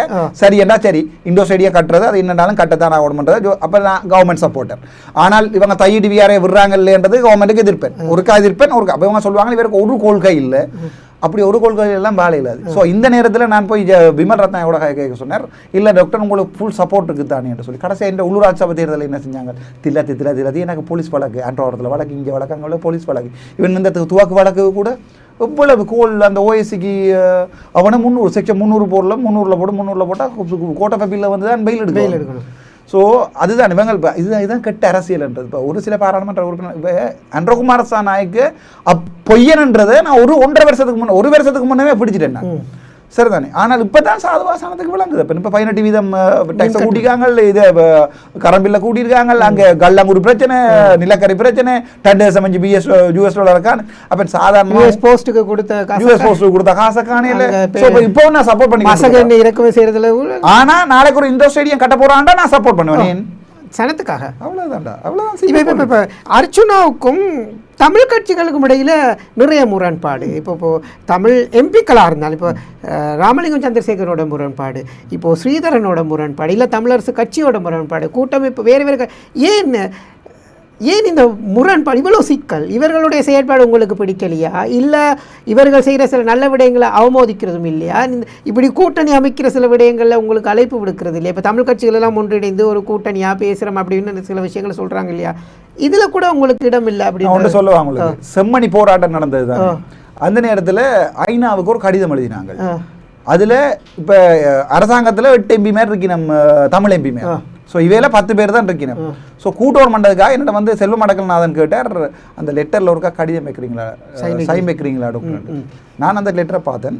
சனத்துக்கு தேவையான ஒரு விடயம் தான் எழுதப்பட்டது. சைன் பண்ணினான், அதுக்கு சைன் பண்ணினான். ஆனால் வேறு எந்த ஒரு விடயத்துக்கும் என்ன கூப்பிடுறே இல்லை. ஏனென்றால் இப்போ உதாரணத்துக்கு செல்வ மடக்கல்நாதன் வந்து நான் பக்கத்தில் இருக்கிறார், கதைக்கிறேன், என்னோட கயந்திரமார் போனோம்னா பக்கத்தில் இருக்கிறேன். இவையெல்லாம் என்ன யோசிக்கணும்னா என்னோட கூட்டணி அடிச்சு என்ன கீழே ரக்கிறதுக்கு தான் ட்ரை பண்ணுவேன். மணிவண்ணன் உங்களுக்கு தெரியும், மான் கட்சி மணிவண்ணன், இவர் வந்து மேக்சிமம் என்னோட ட்ரை பண்ணி வீடியோ எல்லாம் போட்டார் யூடியூப்ல, ஆக்களை எல்லாம் கொண்டு வந்து நான் ஊசியோட சேர போறேன்னு. இவங்கள் வந்து அரசியலுக்கு வர வேணும்னு துடிக்கிறார்கள். நாங்கள் நாளைக்கு விட்டுட்டு போனாலும் நிம்மதியாக இருப்போம்னு யோசிக்கிறார்கள். ஸோ இவங்களுடைய தேவை முழுக்க முழுக்க சனம் சார்பாக இருக்காது. இவன் முழுக்க முழுக்க யோசிக்கிற தங்க சார்பா. இப்போ ராசா நான் நினைச்சால் ஒரு 4 செக்யூரிட்டி கார்டு மாதிரி ஒயிட் அண்ட் ஒயிட் அடிச்சு இப்போ இதில் வெளியில வந்து ரங்கிருக்கலாம், விளங்கலையா? இது வரைக்கும் ஒருத்தன் வந்து நின்று இருக்கலாம், எனக்கு தண்ணி ஒருத்தன் எடுத்து தந்திருக்கலாம், எனக்கு அதில் போய் காரில் பின்னுக்கு ஏற்றி விட்டுருக்கலாம், திறந்து ஏற்றி என்ன எனக்கு ஒருத்தன் கூட பிடிச்சிருக்கலாம், அதே டிக்டாக்ல அடிச்சு போட்டிருக்கலாம். உங்களுக்கு தெரியும் மட்டக்களப்பில் எல்லாம் இருந்துச்சு. நம்ம சில பாராளுமன்ற உறுப்பினர்கள் இந்த என்ன STF எல்லாத்தையும் வச்சு கொண்டு படம் எல்லாம் டிக்டாக்ல எல்லாம் போட்டு நான் தானே யார் ஓடி வந்தேன். நான் எனக்கு தேவையில்லை ராசா அந்த பகட்டு பந்தா எல்லாம். ஏன்னா என்ன விமர்சிக்கிறோம்னு சொல்லி கொண்டு எங்கேயோ வச்சுட்டாங்க எனக்கு. அது எனக்கு அந்த பகட்டு பந்தாவும் தேவையில்லை. ரெண்டாவது இந்த தமிழ் கட்சியோட சேரவே இல்லாதென்றால் இப்போ சாணக்கியன் அன்றைக்கு வந்து கேட்குறேன் என்னோட பாராளுமன்றத்தில், டாக்டர் இப்படி எல்லாத்தையும் கதைச்சு முடிச்சுட்டா என்னதை வச்சு அரசியல் செய்கிறேன். ஜனாதிபதியோட ஒரு விடயத்துக்கும் நான் நேராக முட்டிட்டேன். அதாவது பலாலியில் வைத்தியசாலை கட்டப்படுற விடயத்தில் வடக்கு மாநிலத்தின் கொமாண்டரோட நேரம் முட்டிட்டேன். அதை வீடியோ வழியால் வரையில. பட் பாராளுமன்றத்துக்குள்ளே நடந்தோம் நேரம் அவர்கிட்ட நான் சொன்னேன், இந்த பார்லிமெண்ட்டில் எனக்கு ஸ்டாண்டிங் ஓடுறப்ப அடே இப்போ நான் மெக்லியர்ஸையும் லாஸ்ட் டைம் லிப்பின் கோட்டையும் படித்த எனக்கு இந்த 120 வகை பார்லிமெண்ட் ஸ்டாண்டிங் ஓடுறாடா பாடமாக இல்லாது. ஸோ நான் சொன்னேன் பார்லிமெண்ட்டில் வந்து ப்ரிவிலேஜ் ஆக்டில் கிடக்கு. பார்லிமெண்ட்டில் வந்து விட்னஸ் ஒரு ஆள் பொய் சொல்லுவாரா இருந்தால் அவர் அந்த அவர் சொல்கிற போய் ப்ரூவ் பண்ணுவாரா இருந்தால் பீனல் கோட் செக்ஷன் 190 படி பார்லிமெண்ட் அவமதிப்புன்னு சொல்லி 7 வருஷம் சிறை தண்டனை. நான் சொன்னேன் இவர் முழு போய் சொல்கிறார் பார்லிமெண்ட்டில் இவருக்கு அந்த வடக்குமான இவர். ஏனென்றால் அவன் பாவி சொல்கிறான் அந்த வைத்தியசாலை வந்து ஃபுல்லாக கட்டுப்பட்டு முடிஞ்சிட்டான். எனக்கு தெரிய வெளியால் அந்த பார்க்க 4 தூண் தான் தெரியுது, வேற ஒன்றுமே இல்லை. இப்போ நான் ஜனாதிபதிட்ட சொன்னேன், ஒன்றில் இவர் சொல்கிற பொய்யா இருக்கணும், இல்லை நான் போய் சொல்கிற பொய்யா இருக்கும். சொல்கிறார் 7 பரப்பில் தான் ஹாஸ்பிட்டல் கட்டிக்கிற மாட்டேன். என்னடா 600 பேருக்கு மேலே கொண்டு உறுதி தந்திருக்காங்க. தங்களோட காணியை பிடிச்சி வச்சிருக்காங்க வெளாலின்ற வடக்குன்ற கிழக்கு பக்கத்தில். ஸோ அதை கதை கேட்கல, அவன் அப்படி போய் சொல்கிறான் பாவி. ஸோ அந்த நேரத்தில் ஜனாதிபதிட்ட சொன்னேன், இல்லை நீங்கள் ஒரு கமிட்டியை ஃபார்ம் பண்ணுங்க, நான் கொண்டு 600 பேர்ட்ட உறுதியும் போடுறேன். அதுங்க கிடக்கு இப்போ ஆஃபீஸில் 600 பேருக்கு ஆளாளுக்கு 4-5 பரப்பு படி உறுதியெல்லாம் யோசிச்சு சில பேர் 20 பரப்பு 30 இவ்வளோ பரப்பு காணி ஏக்கரை பிடிச்சிருக்காங்க. உன் பாய் வந்து என்ன சொல்கிறான் என்றால் 7 பரப்பில் மட்டும்தான் ஹாஸ்பிட்டல் கட்டியிருக்கு, மிச்ச முழுக்க சனத்துக்கு விட்டுட்டோம். ஸோ இப்படிப்பட்ட இது உண்டு. ஸோ அதால தான் இந்த தமிழ் கட்சிகள் அந்த நேரத்தில் தமிழ் கட்சிகள் எல்லாம் என்ன செய்யும் என்றால், நான் இதை அடிபட்டு கமிட்டி ஃபார்ம் பண்ண சொல்லி ஜனாதிபதியோட கேட்கல கஜேந்திரகுமார் பண்ணோம்னா அடுத்த வெள்ளிக்கிழமை போய் ஒரு கொடியோட நிற்கிறேன் வடக்கு கிழக்கு மாநிலத்தின் சரி பலாலி காணி எப்படி விற்க வேணும் எப்படி எப்படி யோசிக்கலாம். பழமொழி இருக்கு, நமையாண்ணைக்கு ஆகியதோ ஹமையாண்ணைக்கு ஆகியதோ யாரோ யோசிக்கிறாங்கன்னு பேரப்பூ. நான் இந்த கழிச்சு கமிட்டியை ஃபார்ம் பண்ணி அன்றைக்கு பார்லிமெண்ட்ல திருப்பியும் கேள்வி போட்டுட்டேன். 15 கேள்வி போட்டு நான் பலாலிக்கு இருக்கிற மொத்த காணி பரப்பளவு எவ்வளவு, ஆமி வச்சிருக்கான எவ்வளவு, விவசாயம் செய்கிற, அதாவது வந்து ஒரு விடையே சொல்லலாம் மாதிரி கேள்வி போக்க பாதுகாப்பு அமைச்சர் சொன்னவர் 2 வீக்ஸ் 3 வீக்ஸ் போன தனக்கு இதுக்கு ஆன்சர் பண்ணுறது. கேள்வி போட்டு அடுத்த நாள் பார்க்குறேன் வெள்ளிக்கிழமை புதன்கிழமை இங்கே நடக்க வெள்ளிக்கிழமை அங்கே நிற்கிறான் பாவி கஜேந்திரகுமார் வந்து வழிவடக்கு காணிகளை விடுவிக்கிறதுக்கு எனக்கு முழு ஆதரவும் இருக்க மாட்டேன், கட்டக்கழுத்தனும் இவரும் நிற்கிறாங்க.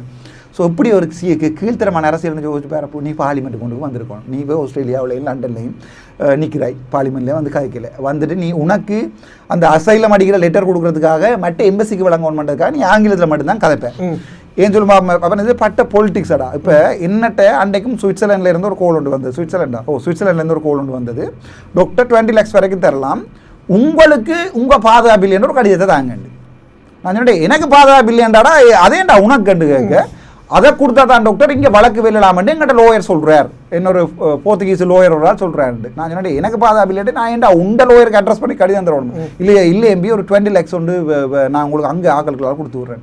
இப்போ ஒரு கடிதம் 20 lakhs பர்த் விளங்கிச்சா அவங்களுக்கு. ஸோ நான் அரசியல் செய்ய வரமாட்டா என்ன செய்ய வரமாட்டால் இப்போ இப்படியே தமிழருக்கு நிம்மதியே இல்லை, தமிழர் வாழவே இல்லாது, ஒவ்வொரு தமிழனும் வந்து ஒருத்தருக்கும் தெரியாமல் ரேப் பண்ணப்படுறான்னு பாராளுமன்றத்தில் கழிச்சு போட்டு அந்த வீடியோவை அனுப்பி அங்கே வழக்குக்கு எந்த கடிதத்தையும் கொடுத்து இவர் இந்த டிரைவராக தான் இருந்தவர் 30 lakhs வேண்டிய இல்லாத ராசா. இதுதான் பொலிட்டிக்ஸ். இதால் தான் இவங்களை எனக்கு பிடிக்கிறீங்க. இந்த வரைக்கும் எந்த கையால் ஒரு கடிதம் சைன் பண்ணல. இவன் என் அண்ணாட சித்தப்பாட மகன் வந்து அசைலம் அடிக்கிறது கேட்டேன். நான் சொன்னேன் எந்த கையால் வராது, பேவையில் பார்க்க வேண்டாம், எந்த கையால் அது வேறாது, நான் தர மாட்டேன். ஏன்னா எனக்குன்ற ஒரு பாலிசி ஒன்று இருக்குது, கேட்க வேண்டாம். சொந்த அண்ணாட மாமாடே ஏதோ என்ன அங்கே எல்லாம் கூட்டி கொண்டு தெரிஞ்சு போட்டு டாக்டரோட சின்ன ஹெல்ப் பண்ணிட்டு நான் சின்ன ஹெல்ப் தானே கேட்க போயிடும், இல்லை ஒரு இடத்துல சைன் பண்ணணும்னு எங்கிட்ட போட்டு கேட்டால் இப்படி அசைலம் லெட்டர் ஒன்றில் நீங்கள் சைன் பண்ண டாக்டர். அப்போ தான் ஜோதிச்சேன் நான் விளையாடம் என்ன கூட்டி கொண்டு போயிட்டு கடைசி என்ன கேட்குறேன் இதுக்கான தானடா கேட்குறது. முதலே சொல்லியிருந்தேன் நானே அதில் இந்த பாலில் ஒரு ஊபரை போட்டு போயிருப்பேன். ஸோ இதுதான இப்போ இந்த சில்லர் அரசியல். இதால் தான் இந்த தமிழ் கட்சியில் பிடிக்கிறீர்கள் எனக்கு. நீங்கள் சொல்லுங்கள், நீங்கள் சொல்கிறீங்க நான் ஒரு இடங்கள்லையும் போயிருந்து கதைக்கிறீர்கள். ஸ்ரீதரன் அங்கே இப்போ ஸ்ரீதரன் போகிறதா கடைசியாக போனால் சொல்லுங்கள். அன்னைக்கு இந்த கோயில் விகார பிரச்சனைக்கும் போயிருந்தாரு. விகார பிரச்சனையும் ஸ்ரீதரன் போகிறதே இல்லை. அப்போ ஒவ்வொரு முறையும் போயாண்டு ஒரு போராட்டம் நடக்கும். அங்கே இவங்க டான்னு போய் நிற்பாங்க. முதல் நாள் பின்னேரம் ரெடி பண்ணுவாங்க, போலீஸ்காரருக்கும் சொல்லுவாங்க, போலீஸ்காரருக்கும் தெரியுவாங்க வர போகிறாங்களே. இப்போ முதல் நாள் பின்னேரம் ஒரு 10-5 பேர் கலருவாங்க, அடுத்த நாள் கேம்பஸ் படியில் கொண்டு வாங்க. அப்போ இதால் என்ன பிரியோசனம் நான் கேட்குறேன், அவ்வளோதான். இதால் என்னத்தை காண போகிறோம் இப்போப்பா? இதுக்கெல்லாம் நாங்கள் நிகழ்ச்சி நிறைவு செய்வோம். இதுக்கெல்லாம் என்ன தீர்வுன்னு நினைக்கிறீங்க? இப்போது நீங்களும் பேசுகிறீங்க ஓகே, நீங்களும் சரியான முறையில் இறங்குறீங்கன்றதற்கு அவங்களும் இறங்குறாங்க இல்லை, அவங்களும் இல்லை இறங்குற மாதிரி இறங்குறாங்களா இல்லை இறங்காமல் இருக்கிறாங்களான்றது கூட புரியுது இல்லை. இந்த விவகாரங்களுக்கு எம்பி இப்போது இவ்வளோ சனம் அடிபடுது தானே. இப்போ நீங்கள் என்னை விட அந்த வழிகளை உணர்ந்த ஒரு மனுஷன், தூரம் இருந்து பார்த்து எனக்கே இவ்வளோ வேதனைன்னு சொன்னேன், இவ்வளோ வழிகள்னு சொன்னேன். இன்னும் மத மொழிகளை விட்டுருங்க, அந்த உயிர்கள் போன நேரமும் சொத்துக்கள் இல்லாமல் இன்னும் பெண் தலைமைத்துவம் குடும்பங்கள் நிறையா இருக்குது. இவ்வளோ வழிகள் இருக்கிற நேரம் என்ன இதுக்கு முடிவு? இதுக்கு ஒரே ஒரு முடிவப்பன், தமிழ் எம்பிமார் ஒற்றுமையாகிறது, முழு தமிழ் எம்பிமாரும் ஒற்றுமையாகிறது. ஒற்றுமையாகி ஒரு பொது அமைப்போடு சேர்ந்து ஒரு ஷெடியூல், ஒரு அஜெண்டாவை போட்டுக்கொள்கிற இந்த விடயம் தொடர்பாக ஃபைட் பண்ண போகிறோம், இந்த விடயம் தொடர்பாக நாங்கள் கதைக்க போகிறோம். முதலாவது முள்ளிவாய்க்கால் படுகொலை தொடர்பாகவா எல்லா தமிழ் கட்சிகளும் ஒன்றாக சேர்ந்து பாராளுமன்றத்தில் ஒரு மோஷன் ஒன்று கொண்டு வரது. முள்ளிவாய்க்கால் படுகொலை நடந்துன்ற அவங்களை எதிர்த்து வாக்களிப்பாங்க, அது வேறு பிரச்சனை. கொண்டு வந்தால் சர்வதேசத்துக்கு போகும். இன்றைக்கு சுமந்திரனும் ஸ்ரீதரனும் கயேந்திரமார் போன ஒன்றாக ரெடியா? நான் எல்லாரோடையும் அப்படின்னா அரசியலை விட்டு போகிறது கூட ரெடியாக இருக்கிறேன். அப்போ அவங்க எல்லாம் உண்டா சொல்லுங்க. இன்றைக்கு இந்த தாங்கள் தான் 2வது பிரபாரம் நச்சு கொண்டிருக்கின்ற கஜேந்திரனோ ஸ்ரீதரனோ இன்றைக்கு அல்லது சுமந்திரனோ சாணக்கியனோ இன்றைக்கு ஒன்றாக ஒரு அஜெண்டா கீழே ஒர்க் பண்ண போயினோம். அண்டே நாள் அப்படி ஒர்க் பண்ணி ஒரு வருஷம் வேலை செய்தால் நான் உண்மையாக அரசியல் விட்டு போயிடுறேன். எனக்கு தேவையில்லை தானே ராசா. ஸோ இதுக்கு ஒரே ஒரு முடிவு, இந்த தமிழ் கட்சிகள் ஒன்றாகி ஒரு குரலில் கதைக்கிறதுக்கு. நான் போய் 77 நாள் கதைக்கவே விடையில. ஒரு பாராளுமன்ற உறுப்பினர் கதைச்சிருப்பாரா? அர்ச்சுனாவுடைய டைமை கொடுங்க கதைக்கிறதுக்கு. ஒரு தமிழ் பாராளுமன்றம் கதைச்சிருப்பாரா? இல்லை ராசா. ஆனால் நான் போய் சாணக்கியனுக்கு பாயிண்ட் ஆஃப் கொடுக்கல என்றால், நான் போய் ஜீவன் தொண்டமானுக்கு பாயிண்ட் ஆஃப் கொடுக்கலன்னா நான் அடிவட்டு எடுத்து கொடுக்குறேன். அதான் எனக்கும் இவங்களுக்கும் உள்ள வித்தியாசம். நான் நினைக்கிறேன் இதுக்குரிய முடிவு ஷோர்ட்டாக அவங்களை சொல்கிறேன்டால், தமிழீழம் என்கிற ஒரு கனவாகவே போனது. நாங்கள் இப்போ முட்டாகவே சிதைக்கப்பட்டுட்டோம். எங்களோட சமூகமும் சிதைக்கப்பட்டுடுது, கொள்கையும் சிதைக்கப்பட்டுடுது. எங்களுக்குள்ள திட்டமிட்ட ரீதியில் முழுக்க கொண்டு இவங்களுடைய இனத்தை அழிக்கிறதுக்குரிய முழு வேலையும் செய்துட்டாங்க. ஸோ எங்களுக்கு தமிழீழம் என்றது ஒரு கனவு. ஸோ என்னுடைய கடைசி ஆசை, இந்த மாகாண சபை போலீஸ் அதிகாரங்களோட காணி அதிகாரங்களோட கிடைச்சி ஒரு நாட்டுக்குள்ளே ஒன்றாக வாழ வேணும். இதுதான் என்னுடைய கொள்கை. 2வது விடயம், இந்த தமிழ் கட்சிகள் ஒரு பொது எதிரிக்காக ஒன்றாக தேர்தல் காலத்தில் மட்டும் இல்லாமல் முதல் இந்த தமிழ் கட்சிகள் எல்லாத்தையும் ஒரு நிரலுக்குள்ள கொண்டு வரணும். ஒரு மீட்டிங்கண்டா இந்த வரைக்கும் எனக்கு கால் பண்ணுறேன். இவங்களுக்கு தெரியும் அர்ச்சுனா வந்துட்டானுண்டா, வெளியால் வரைக்கும் அர்ச்சுனாட்ட தான் 3 பேர் மைக்கு நிடுவாங்கன்னு. அதான் இவங்க பெரிய பிரச்சனை. ஸோ இப்போ உங்களுக்கு நான் இருக்கிற பிரச்சனைண்டா இவங்களை ஒற்றுமையாக சேர்ந்தால் நான் போகிறதுக்கு ரெடியாக இருக்கிறேன். ஸோ ஒரே ஒரு தீர்வு வைப்பேன் இதுக்கு. இந்த மக்களுடைய வலி, எங்களுடைய முள்ளிவாய்க்கால் படுகொலை எல்லாத்தையுமே சர்வதேசத்துக்கு கொண்டு போகிறதுக்கு கட்சிகள் ஒன்றாக சேர்ந்து தான் கொண்டு போகணும். எந்த கட்சி அதுக்கு ரெடியாக இருக்குது? நான் ரெடியாக இருக்கிறேன். இன்றைக்கும் வெளிப்படையாக சொல்கிறேன், எல்லா கட்சிகளுமா சேர்ந்து ஒரு பொது நிரலை போட்டு பொது இதில் ஒர்க் பண்ணுவாங்க. ஒரு ஆள் மாநசபை வேண்டுமென்றது, ஒரு ஆள் இப்போ கயேந்திரமார் மாநசபை வேண்டாமென்றது, டிடிஎன்ஏ மண்டையன் குழு சுரேஷ் பிரேமச்சந்திரன் சொல்லுது மாநசபை வேண்டுமென்று. அவர் சொல்றார் எக்கா ராஜ்யம் நோண்டிக்கிறார். அவர் எந்த கடாப்பா எங்களுக்கு ஒற்றுமையா நாங்கள் வாழையில மட்டும் சொல்லுங்க. இதே உங்களுக்கு எடுக்கல. அது இந்த நீங்க இப்ப எதிர்பார்க்கிற ஒரு விஷயத்துக்கு எல்லாரும் ஒற்றுமை ஆகணும் அப்படின்ற ஏன் முதல் காலடியை அர்ச்சுனா எத்தனை பேர்கிட்ட கேட்டேன், கயேந்திரமார்ட்ட கேட்டு நான், செல்வ மடக்கல் நாட்டை கேட்டு நான், ஸ்ரீரன் என்னோட நல்லா கேட்டு நான், சாணக்கியன்ட்ட கேட்டு நான், ஒரு ஒர்க் பாயிண்ட் ஒன்றுக்கு வருவோம் வாங்கன்னு சொல்லி. டாக்டர் இதெல்லாம் பொலிட்டிக்ஸ் டாக்டர், நீங்கள் இப்போ தானே பொலிட்டிக்ஸ் புதுசு, உங்களுக்கு இதெல்லாம் விளங்காது. ஸோ இப்போ எனக்கு இருக்கிற ஆப்ஷன், இவங்க தங்களுடைய கலிசர பொலிட்டிக்ஸ் செய்து கொண்டே போகட்டும். மாகாண சபை வந்தால் இந்த எம்பி போஸ்ட்டை ரிசைன் பண்ணி போட்டு மாகாண சபையில் போய் நிற்பேன். மாகாண சபையில் ஓட் வந்த ராசா, அந்த வவுனியா கங்கால டபுள் ட்ரெக் ஒரு இடம் கூட இல்லை ராசா. 2 வாகனம் போகக்கூடிய ட்ரெக் வவுனியா கங்கால இல்லை. ஒரு ஹாஸ்பிட்டல் மிட்வைஃபை இல்லை நெடுந்தீவில். எந்த ஆசை முழுக்க அந்த சனத்துக்கு ஏதாவது சீட்டு போகணும் தான் இல்லை. சனமெல்லாம் தீர்மானித்து சுமந்திரன் தான் முதலமைச்சர் அல்லது கயேந்திரமாற்ற தும்புக்கட்டை தான் முதலமைச்சர் என்றால் அன்றைக்கு எனக்கு ஜோப் இருக்குது. நாளைக்கு வடிக்கிட்டாலும் மற்ற இந்த இதில் பக்கத்தில் இதில் வெஸ்டர்ன் இன்ஃபர்மரியில் தான் நான் முதல் வந்து ப்ரீ இன்டர்னில் ஒர்க் பண்ணினேன். போனால் அவருக்கு வந்து 1500 ரூபா வருவாங்க. இப்போ வந்ததில் இருந்தோட ஃபேஸ்புக் பார்த்துட்டு போயிடலாம். அதனால ஒரு நாளைக்கு 12,000 15,000 இருக்கிறதுக்கு காரணம். ஒரு இன்வெஸ்டிகேஷன் 20% காசு வெஸ்டர்ன் இன்ஃபர்மரியில் ப்ரொஃபஸர் ரிஸ்பிசரி உங்களுக்கு தெரியுமா நினைக்கிறேன் பக்கத்தில் ஐயா ராசா தொழில் இருக்கு கையில். நான் இந்த மாகாண சபை வரைக்கும் வெயிட் பண்ணுறேன். மாகாண சபைக்கு எனக்கு மக்கள் என்ன தேவையில்லை தீர்மானம் எடுத்தால் நான் இந்த அரசியலிருந்து போயிடுவேன். அப்போ நல்ல யூடியூபராக மாறி அதுலேயும் கொஞ்சம் உழைச்சு கொண்டு எந்த பாடல இருப்பேன். அவ்வளோ கண்டிப்பாக நீங்கள் மாகாண சபைக்கு இறங்குவீங்க 100%. நான் ரிசைன் பண்ணுவேன். ரிசைன் பண்ணி மாகாண சபைக்கு போடுவேன். நான் மாகாண சபை நடத்துறதா இல்லையான்னு கேட்க நடத்துறாங்களா இல்லை இந்த வருடம் நடக்குமா? இந்த வருஷம் நடத்தாது. அரசாங்கத்தினுடைய மிகப்பெரிய அமைச்சர் மாதிரி சொல்லியிருக்கேன். இந்த வருஷம் மாகாணம் நடத்துறதுக்கு சாத்தியவே இல்லையாண்டு, சாத்தியக்கூட இல்லையாண்டு. அடுத்த வருஷம் நடத்த போய்க்கல. நீ அடுத்த வருஷம் இந்த அரசாங்கம் எப்படி நிலைமையில இருக்க போன்றதான் யோசிக்குமாவே மாகாண சபை கேள்விக்குறி நடக்கிறதா இல்லையாண்டு. ஆனால் நான் கௌசல்யா நரேந்திரனுக்கு சொல்லியிருக்கிறேன் பாதி அண்டு. இரண்டால் அவள் தன்னுடைய ஜட்ஜின் கனவை, ஒரு யங் லோயர் 26 வயசில் லோயராக வந்தாள். ஸோ அவள் தன்னுடைய கனவையும் துளைச்சி, நான் ஒரு மெடிக்கல் அட்மினிஸ்ட்ரேட்டர் வரணும் எங்களோட கனவை துளைச்சி தான் இந்த போராட்டத்துக்குள்ள வந்து நாங்கள். ஸோ நான் மட்டும் இந்த பார்லிமெண்ட் எம்பி என்ற பேரில் இருக்கிறதுக்கு நான் ஆசைப்படையில. ஸோ 2.5 வருஷம் நான் இருந்துட்டு நான் பெரும்பாலும் 1.5 வருஷம் 1.25 வருஷம் இன்னொரு 3-4 மாதத்தில் நான் ரிசைன் பண்ணுவேன். ரிசைன் பண்ணி கௌசல்யா நரேந்திரன் பாராளுமன்ற உறுப்பினராக இருப்பா. நான் அப்படியே தொடர்ந்து ரிசைன் பண்ண கொடுக்கணும் மட்டும் ஆசை. 7 பேர். ஆனால் 3வது இருக்கிறது மயூரன் என்கிற நபர். ஸோ அவரை நான் எவிக் பண்ணியிருக்கேன். நான் அதில் எவிக் பண்ணிக்க மாட்டேன். எங்களோட கட்சியிலேருந்து திரத்தி இருக்கிற அவர் கடிதம் மேலே அடிச்சு போட்டாச்சு, நீங்கள் கட்சிக்கு சம்மந்தம் இல்லைன்னு இருந்தும் கௌசல்யா நரேந்திரன் 5 வருஷம் பாராளுமன்ற உறுப்பினராக இருப்பா. அதுக்கு பிறகு அங்கே அரசியல் செய்யணுமா இல்லையான்றதை தமிழ் மக்கள் தான் தீர்மானிக்கணும். நல்லது, நன்றி பாராளுமன்ற உறுப்பினர் அவர்களை. நிறைய விஷயங்கள் பேசியிருக்கு. நான் நினைக்கிறேன் யாரும் கேட்காத சில கேள்விகள், ஒரு கேள்விகள் கூட எந்த ஒரு ஊடகத்திலையும் கேட்காத கேள்விகள், யதார்த்தமான சில விஷயங்களை பேசணும். இல்லை ஒரு பப்ளிசிட்டிக்காக கேட்கணும்ன்றது இல்லை. எங்களுக்கு வந்து உங்களோட உள்ளுணர்வு என்ன, ஏன் இப்படி நடந்துக்கிட்டீங்க, ஏன் இப்படி செஞ்சீங்கன்றது வந்து எங்களுடைய கேள்வியாக வரணும் என்றது நான் எதிர்பார்த்தேன். உங்களுடைய நேரத்தை ஒதுக்கி முடியாதுன்னு சொல்லாமல் இந்த நேரத்தில் கூட என்னுடைய நிகழ்ச்சிக்கு வந்து மகுடம் டிவிக்கு வந்து நன்றிகளை தெரிவித்துக் கொள்கிறேன். உங்களுக்கு நேரத்தை வழங்கியமைக்கு நன்றி பார்லிமெண்ட் உறுப்பினர்.